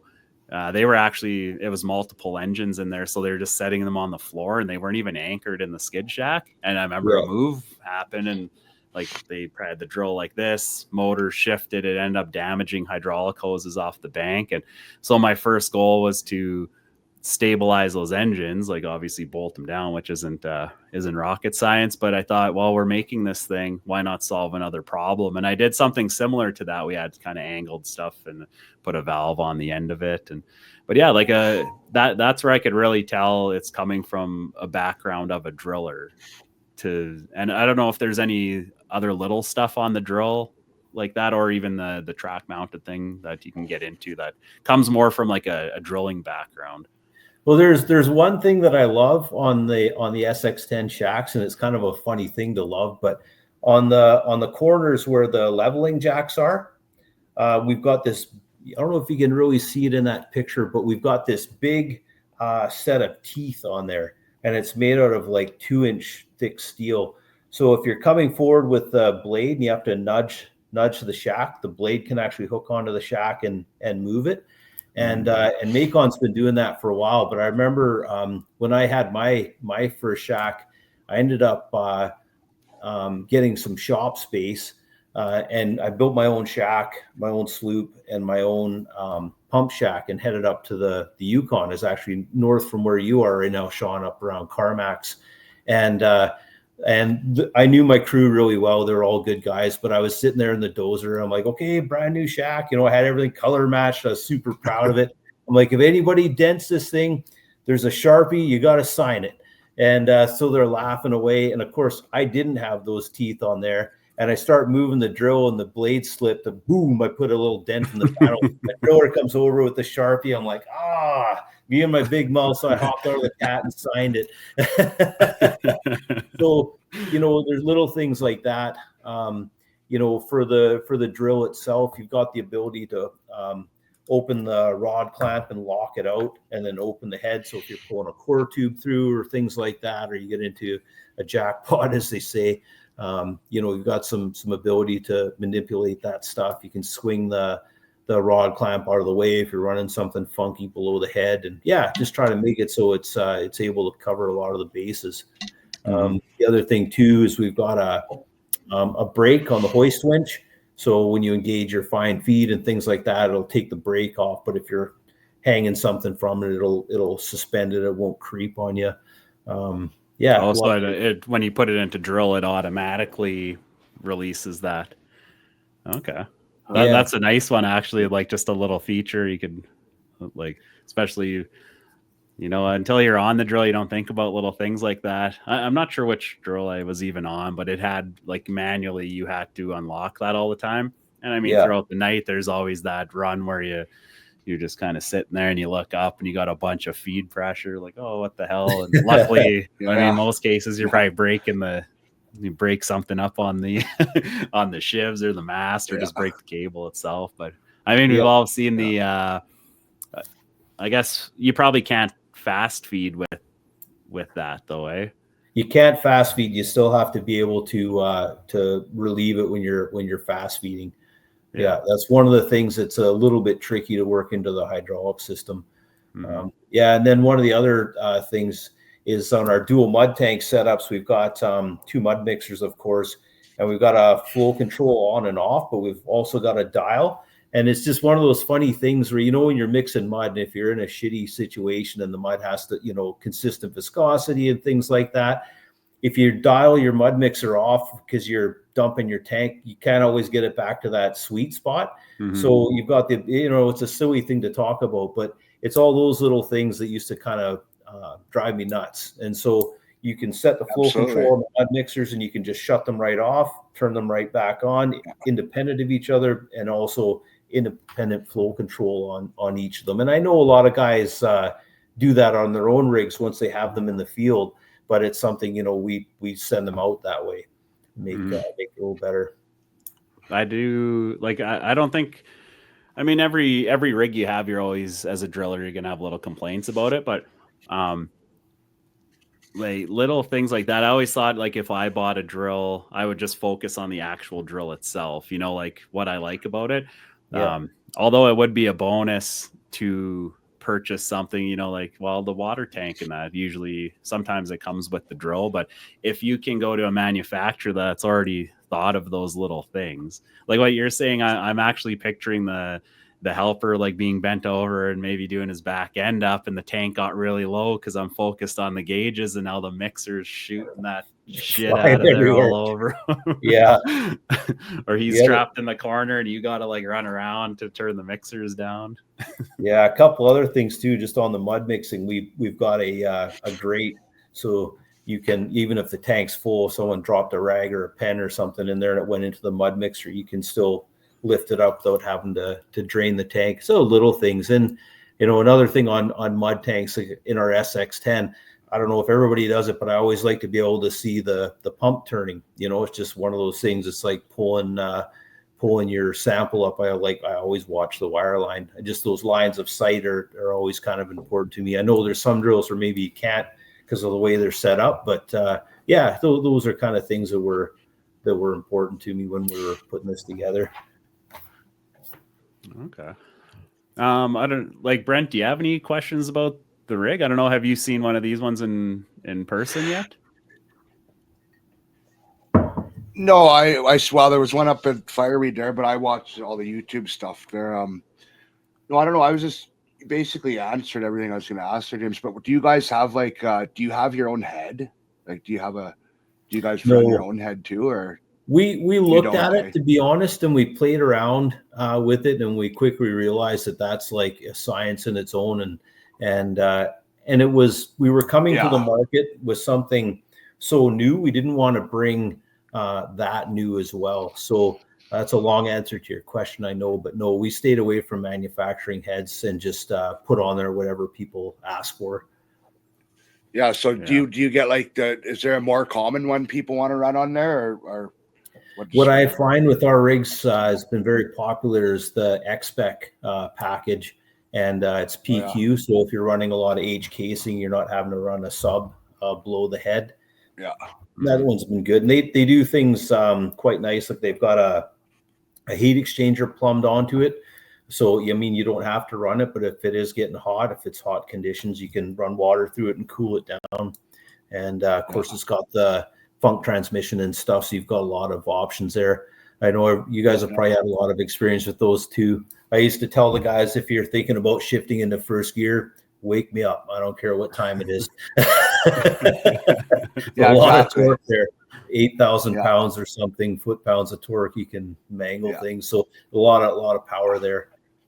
Yeah. I remember actually just in that scenario, like going into first gear, one company I worked with, that was the thing. If you need to go into first, you're like calling the office, really. And I'd worked there for quite a while, but you know, it was a really weird scenario. But we finished the hole, everything's great. I'm yarding them out now. And when I got the core barrel to the shoe, that casing was like planted in there good. So like perhaps the shoe was mushroomed in or something like that. But I could not get it past there. You know, it was free all the way. And then I get to what my bit wasn't all melted either. But I kept getting hung up, and I actually think it was just like at the locking coupler, because you know, normally you pull up, you're like, oh, I'm stuck, feed it back down. Now you're like, oh, I'll do a little bit of rotation, like just kind of wiggle it through there. Well, that just wasn't an option in this scenario. Like I'd give it slow rotation and free, and just instantly it's grabbing. And what I ended up doing, threw it into first. And this is after a while. I'm not that guy that's like, oh, all the power to it instantly. But yeah, I ended up throwing it into first. I'm like, I'm not calling the office for that. And the office anyway, he's stupider than I am. But I ended up, I back reamed it out in first, and yeah, I pulled it out. And honestly, that core barrel, like that's where I learned too, like, oh, just because I'm turning to the right doesn't mean it can't unthread. Like that thing was held on by half a thread probably. I ended up getting it through there, and I was fine. But I always, I guess maybe I was just lucky in that scenario. I didn't blow the head up in first gear. Bit of a pucker factor. Yeah. I got to go to shift anyhow, you guys. So okay. I'll leave you guys to her. Okay. Well, so Brent, he's gone. He had to actually go to shift, which I always forget about doing these things. Yeah. Like I'm surprised he can even make it on the podcast, you know, to wake up and do this, then go eat and go on shift. It's a long day for him, but well, he's a trooper. Yeah, no, he definitely is. We were just chatting about, he had asked you about different head models and stuff like that. And I noticed in the brochure too, it has, you offer the H foot clamp or the P foot clamp as well. Yeah. Just like personally, I always think like, why even get an H foot clamp? I don't even understand it. Like I mean, it's different if you get one because it's like, oh, my drill was a good deal or something, and now this is what I have. But when it comes to running that sub under the head and stuff, it's just like, I don't know. Yeah. I mean, it's pretty common to drill HQ, you know, and now you got to deal with that. I just go with the P all the time. But absolutely. Do you get people going both ways on that? Not too often. And, you know, because it's, especially if you're talking the regular barrel style rod clamp or foot clamp, it's the same footprint, whether you're using the H or the P. We just have it on there. I remember drilling a job, it was HQ, and we had 150 or 200 feet of ice we were going through. This was up in Bruce Jack way before, there actually had a road in there and stuff. And and we had to swing the foot clamp out of the way to get the casing in and out, and build like a frame to kind of hold the thing. And I remember at that point I thought, anything less than a PQ foot clamp, with the power of these machines and exploration programs wanting bigger samples, probably pretty unlikely to sell an H rod clamp unless someone was just strictly doing N. Mm-hmm. Yeah, and even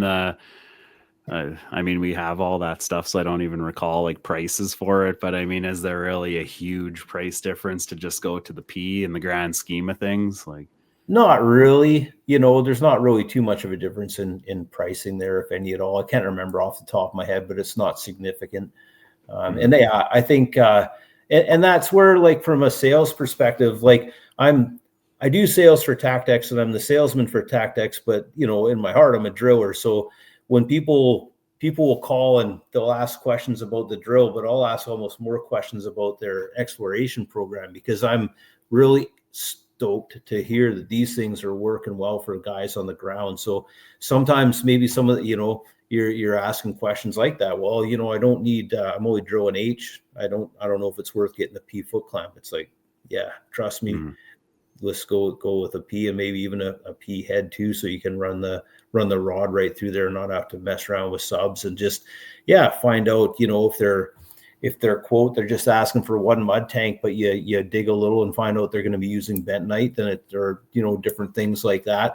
I always just try to make sure that whatever we're doing is right for the person, and I try to think, this is how I'd want to take it to the field, and then also listening to what they have to say too. Mm-hmm. There's probably been a couple times where you're having that discussion and the person in the market for equipment is like, oh, yeah, I never really thought about that. Sometimes, sometimes. And we just really like to, think about what the best end product is for the user. So an example would be like a larger, maybe as a public company or a 50 drill plus company. Some of the analytics that they look at the end of the year is, what percentage of time were these drills running?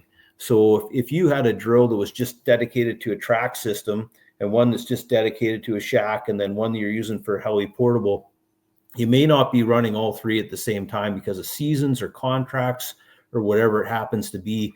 But if you're using the same drill without, through all those platforms, your percentage of usage is getting close to 100%. You've got a shack sitting there, but the drill's turning somewhere else. So you're able to diversify your fleet a little bit more, and the kind of the heart of the system is always going to be turning one place or another. And also the ability to if you want spares on site or switch something up, it's all intermittent. Interchangeable. Yeah, and most marketing's become a more important thing in the last while here.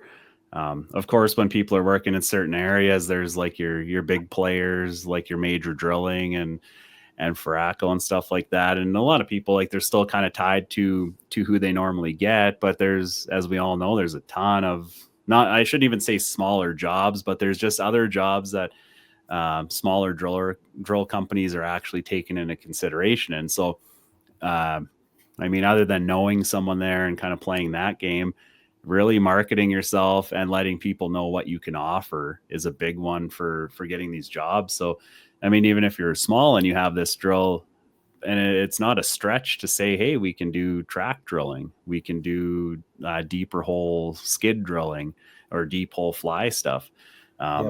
It's, something like that, at least within one phone call and having a budget, you can have that track system that fits my drill, which if you're running, any other kind of drill that wasn't necessarily made for like a track system, it's like, oh, now we got to like bring the torches out and bring in the hydraulic fittings and everything to be able to move those tracks with that drill, right? Because it's not plumbed that way. Yeah. And there's other little things too, like in terms of supporting the rigs when they're on site. Like we've got a part number for every hose that's on that drill. And when you get the drill, there's electronic manual, but there's also the, the paper manual that can be in camp. And it's not because we think that if someone blows a Dash 8 hydraulic hose up in Whitehorse, they're going to call us here on the island to ship one up. The intention of it is if you blow the hose, you can look at the part number, the guy in the office, and go, okay, it's a 6 foot long Dash 8. These are the ends that's on there. They can get it done at Ajax or wherever they're getting their hoses done and get it up and running. So, we really tried to think of what's going to work for the guys in the field. And I know it sounds almost probably cliche to say that, but we really did. Yeah. Well, simple stuff like that.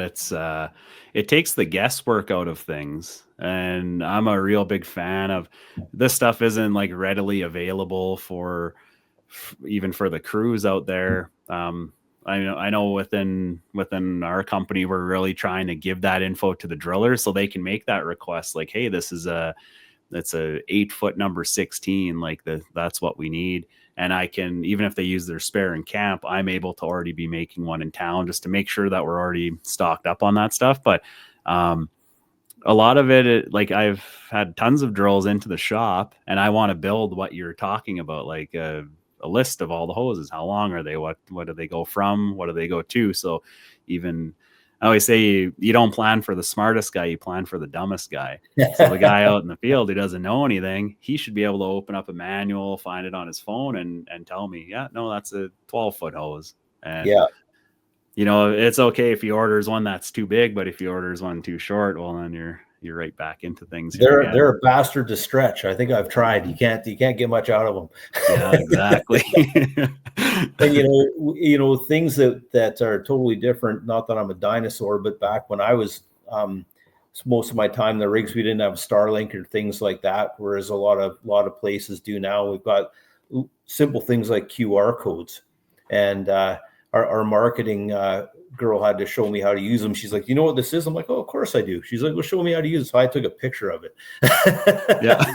And when she showed me what it actually was, and then, we actually have our spare parts catalog linked to there and stuff like that. So if the guys are at the rig and something happened and they do have Starlink, you may not necessarily have a paper copy around there that's legible. I know what jobs can be like. So trying to think of all those little things to try to make it better for the guys in the field. Yeah, definitely. Is there any worry, like from a company point of view, to really, let's say I was in the market of building drills and I had those things at my disposal. I get my hands on one of your drills and start copying it or something. Like, is that any kind of like that's how you would have to do it unless that information is already out there? Does that play a part is that like a fear to a company at all? Like giving this information, it's readily available, that maybe someone else is like, we're giving our tricks away kind of. Yeah. There's, in terms of the drill, like the way I think of it, every single drill in the market is kind of competition to the other drills on the market. They all spin to the right and they all go down, but in a way they're not, because they're totally different. So let's just say that was the case, that somebody was going to take that information and try to do their own. It doesn't mean that they would have the infrastructure to build them. And also the most important thing is the service to back it up. So, you could go out there with a drill that costs you half as much, but if there's no parts or support for it and you're stuck on the mountain, you haven't saved anything. So it's kind of like, you hope that wouldn't happen, but the world we live in, it happens all the time. So yeah, it's not something to really focus on for us. We just try to provide the best service possible, and then there really shouldn't be a need. But yeah, I don't know if that answers a question or not, but yeah.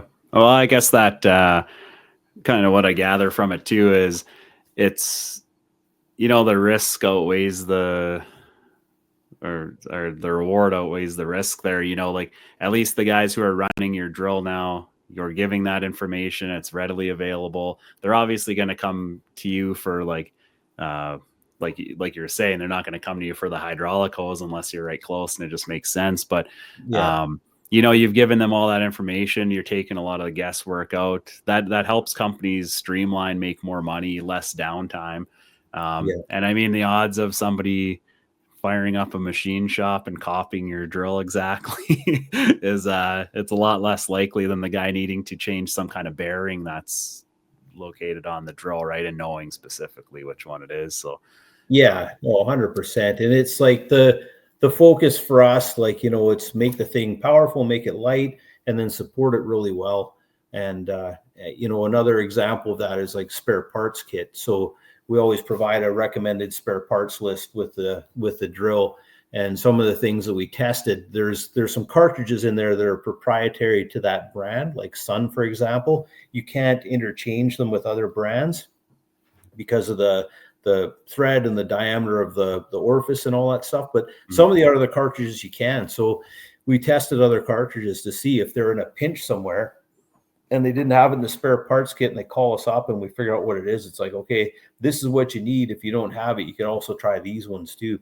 And there's usually somebody around that's going to have something to get it up and running. And that's the stuff that's kind of critical to us. I know I keep harping back to this supporting, but I had times, I remember for some reason I didn't have, this is going to sound completely silly, but it was either the alternator or something to do with the alternator on my drill. Somebody's rain gear got sucked in and it like shredded the and all this stuff. And we were on this project. This is up in Bob Quinn heli project, and we were just crushing it. Like I was so happy with the crew and the guys, but now we're down, right? And I just for some reason didn't have that part. There's nobody available. I ended up phoning a tow company in Smithers and saying, hey, can you do me a favor? You got to pick up this box from this place and drive it to Bob Quinn. And they're like, what? In a tow truck, right? And I'm like, trust me, I know it's not going to be cheap, but then I show up there in a helicopter, I grab the box, and the guy's like, man, I don't know what industry you're in, but this is nuts.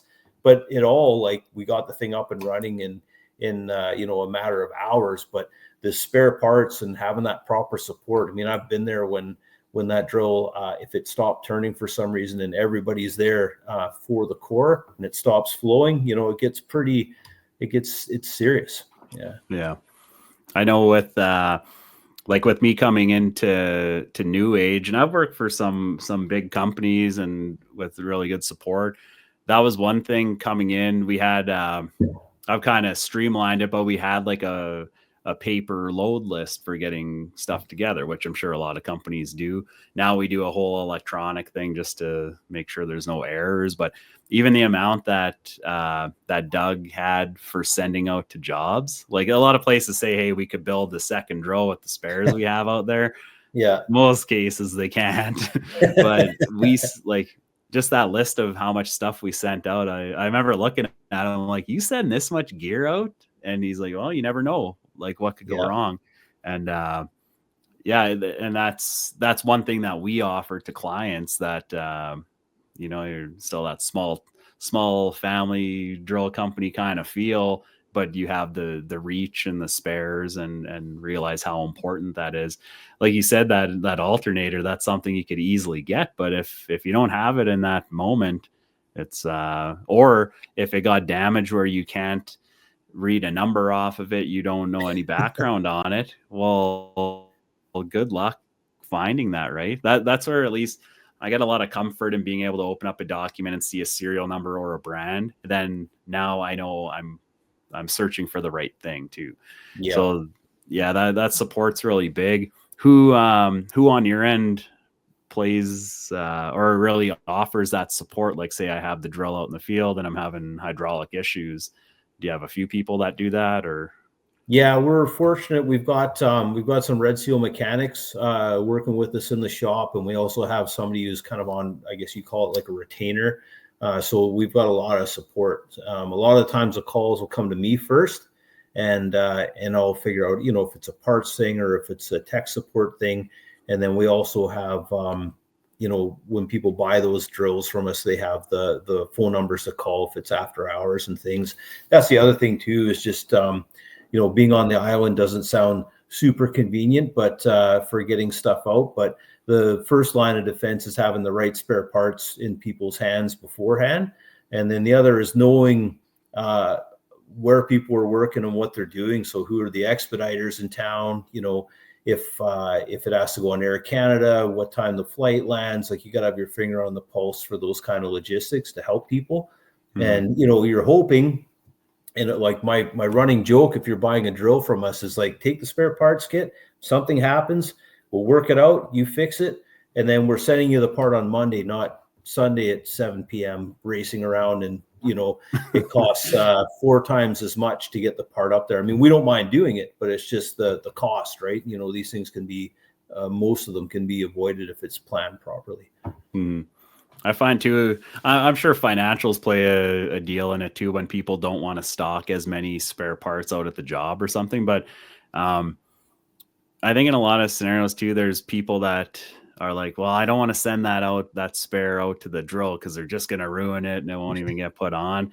And I've heard that a million times, but it's like, yeah, of course, if I'm out at the drill and I have the starter, it's in a nice box, it's kind of weatherproofed, and I check it out. Oh, wow, okay, that's the spare starter, and you just throw it in the box. It's going to get wet and ruined and stuff. That's always something on the drill company's end that I think if you pack that stuff properly, it can be there and it won't get damaged.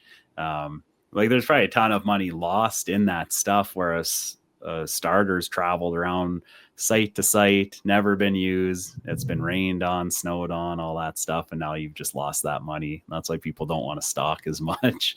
Yeah, well, it's for sure. It's a company culture too, right? Like, you go to some places, you show up there on your crew change and you're cross shifting, it's pissing down rain and all the lids are open on the job box. And you go to the helper and go, man, like there's stuff in there just getting rusty. So it depends on the setup, A lot of the times the best place for it is in a nice dry staging somewhere or the foreman's tent. A little bit of downtime for maybe a chopper run is a lot better than calling that tow truck. Yeah, no doubt. I know when I was foreman, I was always sleeping beside a massive pile of bits and parts and all that kind of stuff. And yeah, the first episode we did, actually, Brent, he was looked behind him and he had that same wall of bits, and it just gave me kind of got a kick out of it. One thing I did have a question about too was the adapting the drill onto, like, say from this let's do fly job to the track mounted system. You've obviously kind of streamlined the hookup there to be able to drive the tracks. If I was running that on a fly job, is there any like accessories that, or maybe this is an idea for you guys, but just to be able to give hydraulic fluid to a different area, which would normally be to drive the tracks, then maybe there's some other accessories like a leveling jacks for fly jobs, or just something like that. Yeah, 100%. So on our control panel, there's some functions. So we've got most of it is a pilot system, so it's hydraulic over hydraulic, but we do have some electric stuff on the dash, and you can flick auxiliary, which puts power to some ports. And if you're in a shack, that would power up your rod handler, your leveling jacks, your helper slide out, all those things. If you were on a heli job, there's no reason why you couldn't put those to something else. So those ports are live, and it's just a hydraulic solenoid or electric solenoid that switches it over. So yeah, if you had some ingenious thing you wanted to run off of it, that power is available. Yeah. Okay.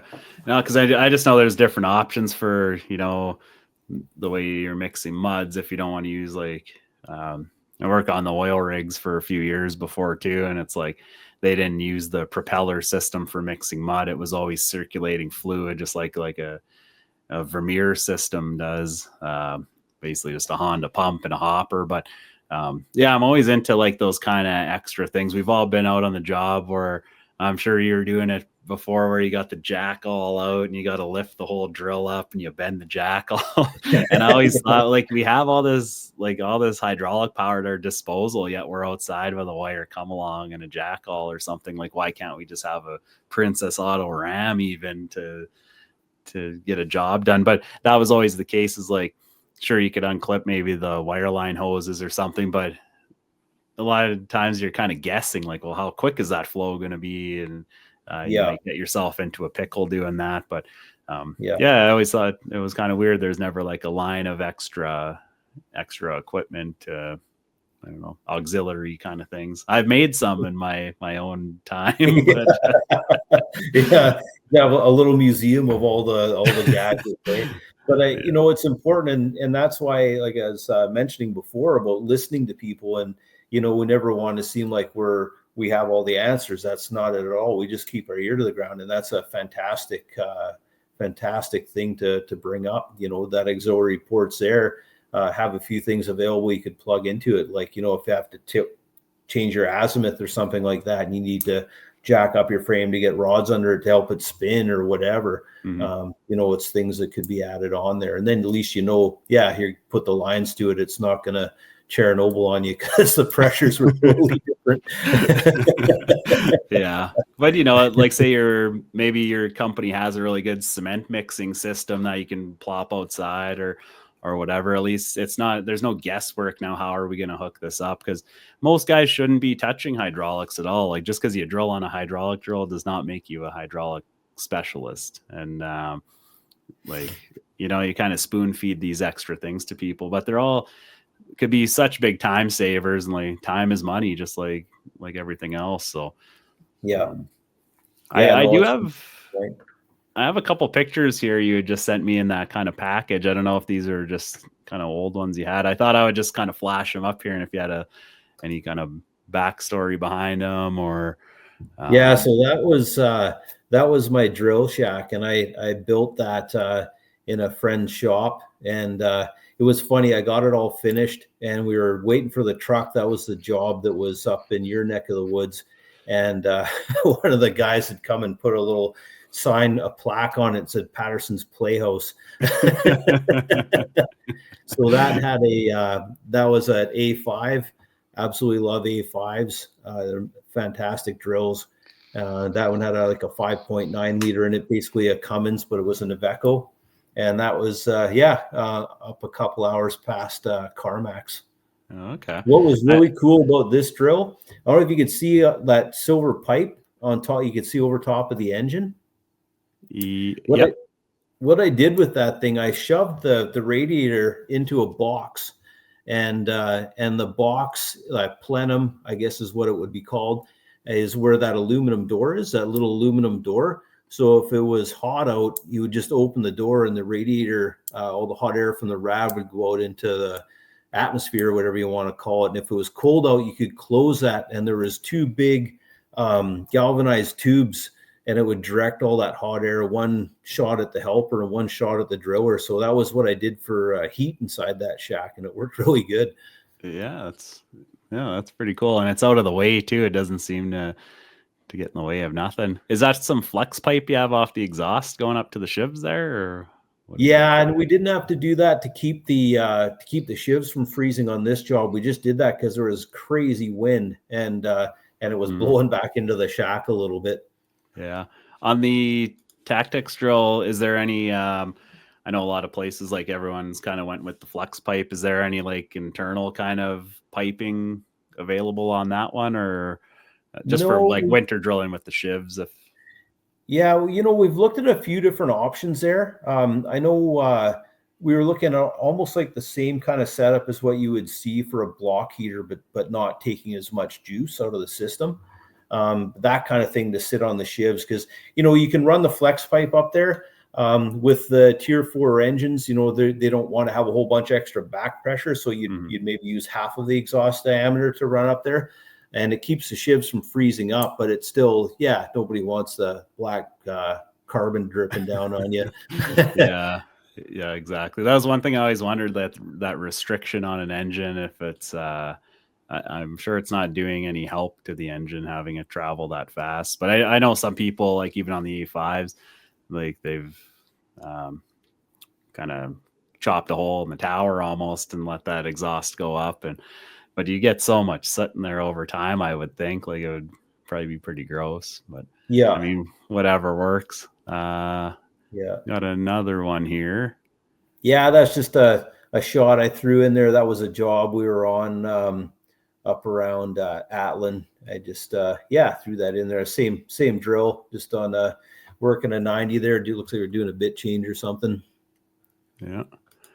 And then, this Yeah, one. and that was out of Bob Quinn. So we were up on high elevation job there, Burgundy Ridge, drilling for all kinds of things. Yeah, that was a good job, tent camp job. So with my company, I did a little bit of skid and a little bit of heli as well. Okay. Did you? I think I kind of mentioned it before. I got like a tip from somebody before, and they just said if you're trying to break into the industry, starting a company, they suggested going with the fly work right off the hop because you save all that money. Because when you buy the drill, unless you're buying like say a system from you guys where you get the full skid shack and everything, most cases you're just getting like the power pack and engine frame, and then the actual drill mast itself, and then the rest you have to buy. So yeah. Heli portable is good to break into the market. And one of the things that we've done with the way that we did our drill, and this goes back to the mounting system.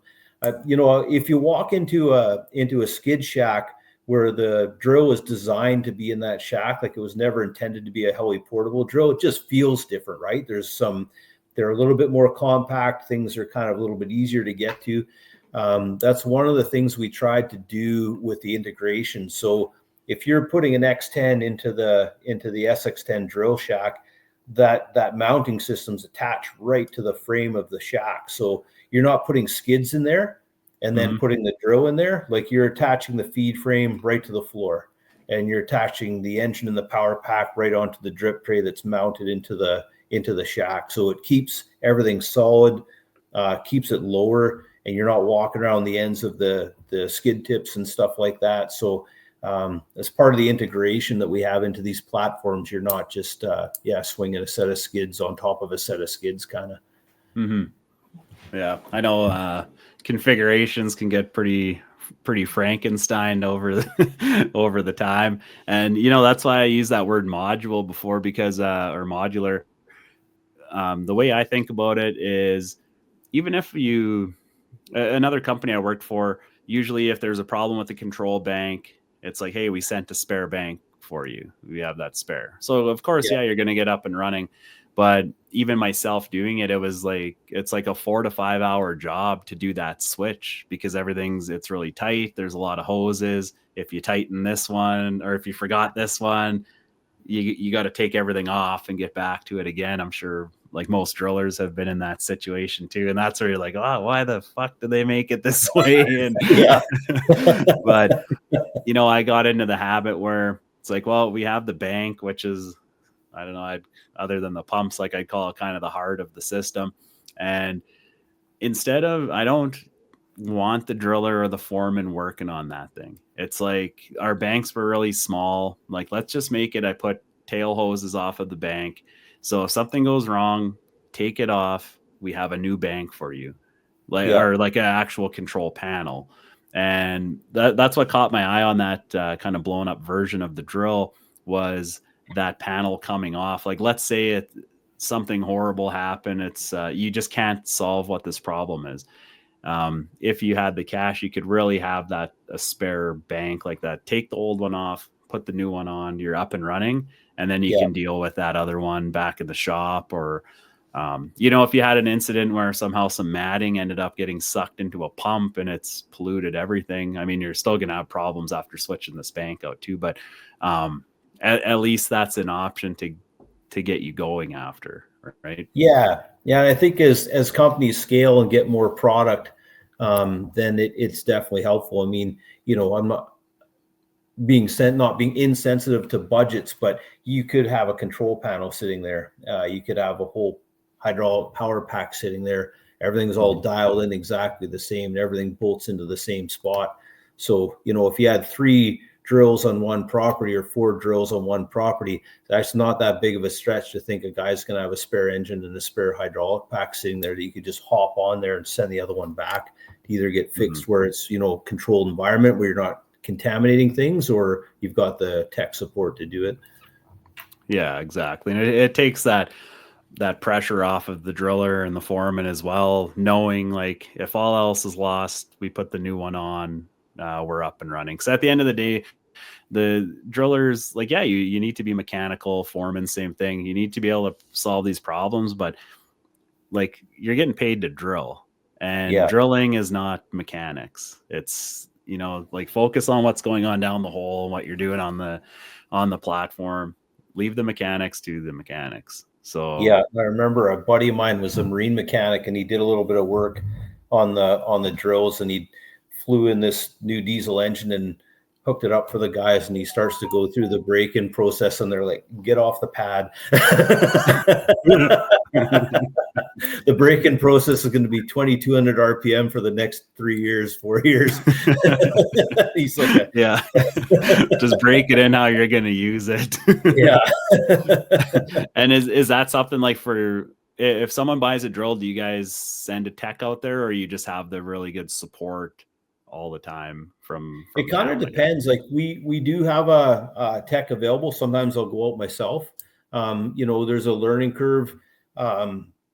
Sometimes it's, helpful to have us there to help with that. And sometimes it's just user preference stuff. Like, even if it's somebody that has our product already and they're getting another one, maybe it's a different crew that hasn't used it that are on site. So it really helps if you're there for the first couple of days. Maybe they want something a little slower or a little faster. You can help with a bit of that user preference stuff, and then also eliminate some of the guesswork on learning the drill. But so we do offer that for sure. So in designing the thing, was there any, you mentioned there's a little bit of electric over hydraulic stuff on the rig. Was there anything maybe from the original concept that you thought, like, it's not worth having this, we can maybe get rid of it, just for like those field fixes? I know, and it's kind of an unavoidable thing with some of the newer engines. It's just like, if they don't turn on, it's not like you're going to haywire the fuel solenoid and it just fires up for you like everyone's done. And yeah, so you can't really get rid of that stuff. But I mean, in terms of like the control panel and maybe other things, if there's something like you thought about putting on and you're just like, no, it's not really worth it. Well, it's like one of the things that I really appreciate with the partners that I have, and with Macon Industries. The guys that own Macon Industries are also owners in Tactex as well, and I'm one of the owners in Tactex, like I'd mentioned. But they are experts in fabrication and in design. So to answer your question, you take these ideas, and I always call myself a knuckle dragger, because I come in with paper and graph paper and stuff and ideas, and we sit down with our designers. I think we're up to 12 full-time people just in design right now, and that work on SolidWorks. So you can throw these ideas out there, and we can kind of we can digitize it and then start to refine it. So a lot of the ideas that you have, there's no such thing as a bad idea. It just depends if it gets implemented or not, but you can run it through that process. And I'm definitely a believer in it. The more time you spend in the design process, the less time you spend in the shop, So we basically go from the design process. Once it's gone through everybody's checkpoints, and it goes to fabrication. So for example, if you were buying something custom from us and you came to me with an idea, we would take that idea and basically put it into something we could look at and share a screen, and you could say, oh, I want this over here or that over there. So by the time it comes to actually making the product, you've kind of gone through that already without actually throwing out parts. A lot different from how I did things back in the day. So I think that's a long answer to your question, but I think I answered your question. Yeah. I just had a couple more here. The thing was, I guess, to like, as we wrap things up here, just to do like an overview of it. I think we've answered a lot of it, but if you had to summarize how this drill helps the drill crews, like the boots on the ground out in the field, say you're selling this idea to a driller who's fallen into a bunch of money and he wants to buy a drill, like what would kind of your pitch be on that? And I guess even to a company, like let's say an owner and the boots on the ground. Yeah, I'd say first thing is we like to invite people to come to the shop and see how these things are put together. And if we have 2 locations, we have our fabrication and basically where all the welding and processing is done, and then we bring it into our assembly shop. We've got a laser cutter there that when it comes from one end of the laser table to the other, it pulls 3 Gs. It moves so quick. This thing's just incredible. So I think if people were to come and see that we build these things in-house and see the inventory that we have for parts to support it going forward, that's a big relief for a lot of people that are buying the equipment. And then I think the other thing that they would see if they came to the shop, if we're talking about the product, is the ease of use. So whether it's the support, whether you're on the grounds, like we've spoken about many times, that's there. The inventory of parts are there. You're never going to call us and hear that something's 6 weeks away. And then just the way that the drill's laid out, most guys that have worked on hydraulic drills can get on the thing, and we're hearing 120 meter shifts after being on it for a couple of shifts. Like it's intuitive the way that it's laid out. And I think the other thing that's really sets us apart is just that modularity that we spoke about. So you're able to come in, for just over $400,000, you can be turning iron, and then as you add options to that, you can spend more. But if you want a turnkey drill shack, or you want to start out, pretty light, heli portable, we can do all that with you. And I love talking to people that are just thinking about starting their own drill company, and sometimes they're not in a position to buy this year, they're in a position to buy next year. And I'm still like, hey, come to the shop, I'll buy you lunch, show you what we got. Even if you're looking at a used drill, I might be able to give you a couple pointers on it. So we're really kind of like, I think the success of the business is going to take care of itself because of our passion for the product and for the industry. Yeah. Right. Okay. Yeah, that's a different way of going about it. Like, come to the shop and see that we're not playing around here. Like, we can support you. And that happens with some manufacturers which really disappoints me when, I haven't been to their shop, so I don't know how they assemble, say, an engine into a whole frame and outfit everything else onto it.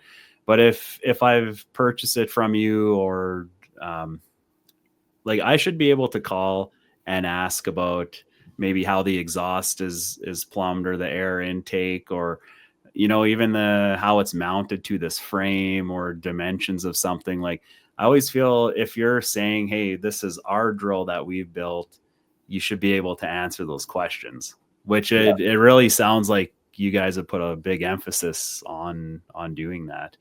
Yeah. Yeah, like if you said, hey, I'm shipping my SX10 from Whitehorse to Saskatchewan. I can't remember what this thing weighs. Like, as soon as we hang up the phone, you're going to get a schematic, a PDF with the dimensions, the weight, how to tie it down. That's a big deal for us to be able to do that. Yeah, which is also something clients look for. You bid a job, what's your heaviest load on a fly drill? They always ask that. That determines the helicopter, or if you're even into the runnings of it. And sure, you can buy any drill and you can weigh them out in the shop, but it's pretty time consuming to document all that stuff. And, now you're putting all this legwork into a job that you might not even get. You wasted all this time, where at least if you're able to share a brochure or something on the drill, the client is fully comfortable with like what they're getting. They know the dimensions. It saved your time.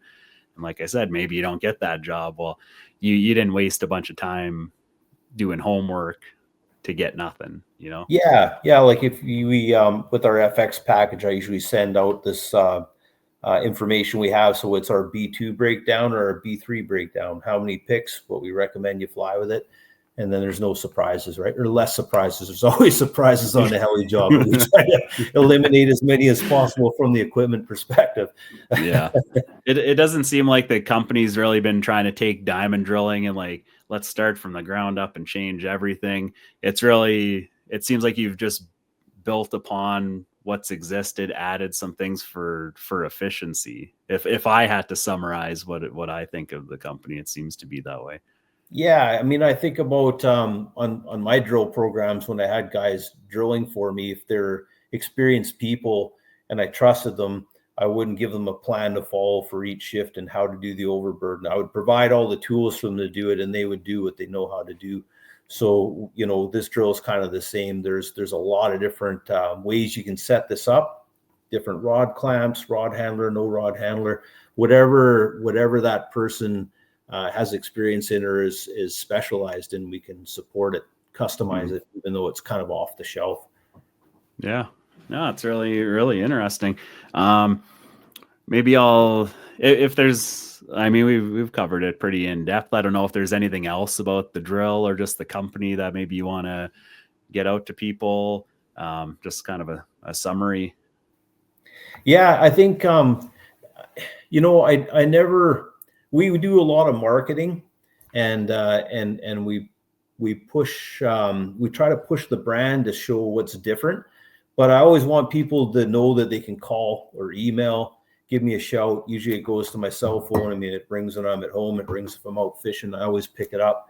And it never hurts to have a conversation. I always feel, again, I'm starting to sound like a salesman, but the price is kind of the last thing. I don't want people to look at one of our SX10 shacks and they're just getting into it and go, man, that's like out of my price range. Call us, man. There's different ways to skin a cat. Once these things start coring, the number at the bottom of the page becomes less important. So that, and one of the things we always joke about when people say, why are you building drills on Vancouver Island? Like that's, in the middle of nowhere. If you come and buy a drill office, we'll take you fishing. Who doesn't like catching a big snook or a halibut? We've taken guys out and put them on fish. It's one of the nice things about being in the island. Or if the guy, you can go, it's 10 degrees out here right now. You can come out here and go golfing if you want. So, yeah. And we just want to be kind of with people on their products. I kind of feel like and again, I don't mean to sound cliche, but when you sell a drill to somebody, that's not the end of it. That's the beginning of it. You're now kind of partners for the next 10 years. Right. So, yeah, it's exciting. I'm in this because I like the people in the industry. And then being, with that drilling background, that's where like the creativity to help the actual job really comes in. I'm always a fan to hear that when people have done the job and then they're manufacturing stuff. Because I've heard the opposite end of that too, where you call a shop and they're like, oh, I don't even know. Like the guys who put the drill together, they don't even know what they're building. Yeah. It's kind of a scary thought. I hope throughout this conversation, I haven't given you the impression that I'm a good diamond driller. Yeah. Well, I always joke too, like moving up into management. I always tell my girlfriend that I'm like, well, I couldn't drill, so they threw me foreman, and I sure as hell couldn't do that. So I moved into something else. But yeah, I guess, and overall, how this drill, you said it's been out like roughly kind of 3 years since you put your first thing out. How's things been going with the company? Is it still on an upward trend, or was there just any busier points of the year, or even throughout a normal year? Like, are you selling more drills in the springtime than fall, or how's that go? Well, it's interesting. It kind of varies because the product's diverse, then the market's kind of diverse for us too. Like, we've got a few rigs down in Guyana, South America, and it's a totally different pattern or cycle than what you would kind of see here. We've got around 30-ish packages out there right now, which is, we feel, a fair amount. Like we're pretty excited about the growth that we've had. It's really important for us to maintain the product quality and stuff. Everybody says it, but we live by that. My partners are experts in fabrication. We don't put anything out they're not proud of, but we look after the customers we already have, and then we kind of start to grow a little bit more. And then you got to bring the guys in the shop up, and then everything's got to kind of go up at the right time. So we didn't get out onto the industry trying to have the cheapest drill on the market. That was never the intention. It was to have the best drill that we think, on the market. And then to back that up is to make sure that we keep our house in check too. We don't oversell timelines, things like that. We try to keep everything matched up as best as possible. So it's been a good, it's been great. Okay. Yeah. Oh, well, I'm excited to, I'm sure it's a huge undertaking to, develop this plan and execute it and say like, this is our finished product. That's what we're pushing. I really like when you made the comment too about like in the future, if you do come up with something else, it will be able to fit what you bought because, like there's too many shitty drills in the in the industry, I think, that don't do anything different than other ones. Just real basic, yeah, it turns the head and that's it. Well, there's no maybe it comes into the price tag or something, but the way you guys are doing it, everything kind of it fits together really easy. And like you said, this part, I mean, you're probably still using the same part from 3 years ago because you know that it works, not just you don't have to feel, I guess the year of your drill isn't as important now. You can have a 2021, but it's right on par with everything else and you can still get the parts for it. I really like For that. sure. Yeah, I'm a hot rod guy, and I like in my spare time. Not that I have a lot, but I like to build like off-road vehicles and work on hot rods and stuff. And there's nothing worse than being the guy that has the 1970 and a half year that nobody actually has parts for because it was some weird thing that was done. We're very conscious to make sure that they stay the same. And anything that changes, like you mentioned, going ahead, will be able to fit on the originals. Yeah. Okay. Yeah. Well, I guess we could wrap her up. Probably covered pretty much everything there. I don't know if is there anything. I guess you're probably just kind of just pushing the same model, making everybody more aware of what you guys have, and that's kind of the game plan for now. Yeah. A lot of it is brand awareness, and we can appreciate the responsibility that people take on when they sign that dotted line on the bottom of the contract. So it's a leap of faith to purchase a piece of equipment that you maybe don't have experience with, or a company you don't have experience with.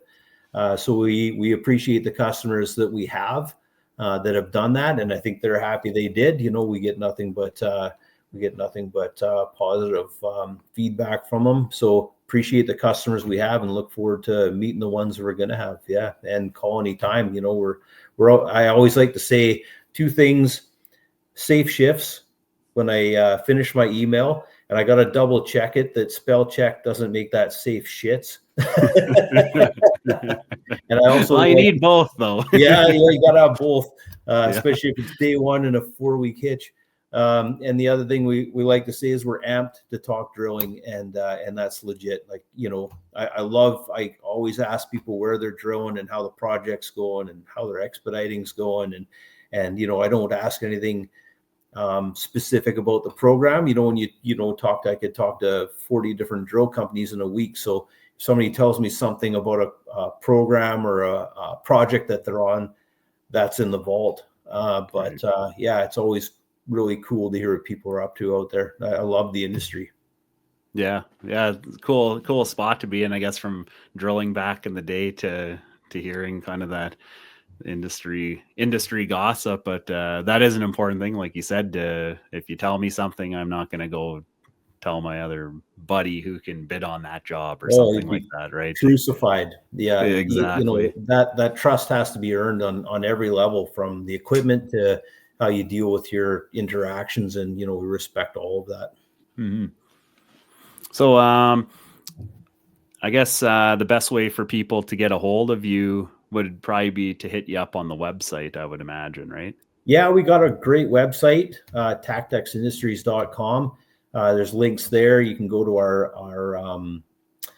the office numbers there. We've got some stuff on YouTube, of course, with me quacking away on there about different things. The guys all laugh when I walk out into the shop. It's like, are his coveralls still going to fit? Because he doesn't have any tools out here. I don't know why he's in the shop today, but I usually shoot little clips. We like to do some social media stuff. I've gotten better about not swearing on the YouTube stuff, so the ladies not having to edit everything out after we're done. Check it out. And as I say, we're always down for a conversation. It's always cool to see if our equipment's a good fit for the exploration projects people have going on. Yeah, definitely. Well, I've been seeing more and more of them kind of even heading up this way too, and then obviously at the trade shows and stuff. So it's pretty exciting. But yeah, I really appreciate you being on the show here. I hope I would imagine there's some people on the fence of that. That's always the question. If you're starting a company, what would you name it, and what would your first drill be? Yeah. So hopefully this kind of nudges people in your direction, because it does happen a lot. So. Yeah, we picked Tactex, and it's short for tactical exploration. And we like to think that our drill's kind of tactical. You know, it can tackle any terrain. Right. Okay. Well, yeah. Again, thanks a lot for your time, and I guess we'll continue to see how the company grows, and any, even on our website, maybe I'll try to link something up even to these YouTube videos you're talking about. We're really trying to build the website into being a hub, and it would be really cool, like if maybe people one day are hitting up our website to kind of branch out to all these different industries, or different manufacturers and stuff like that. But we'll definitely do some promotion on it, and hopefully things just keep growing for you guys. Yeah, and you guys as well. And I appreciate what you guys are doing. And I've watched all your the podcasts that you had on there. Am I 5 or 6? So it must be around there, eh? Yeah, you're number 6 already. It's pretty good for just starting in end of December, I think, was our first one. Yeah, no, you guys have had a good trajectory too, and it's cool to watch. I like how you guys are running this, so I'll be watching you guys too. Yeah. Well, right on. I'll key the intro here, and then I'll just keep you on the line here. We'll have a little chat after. Cool. All right. Yeah, thanks Sean. everybody. Thank you.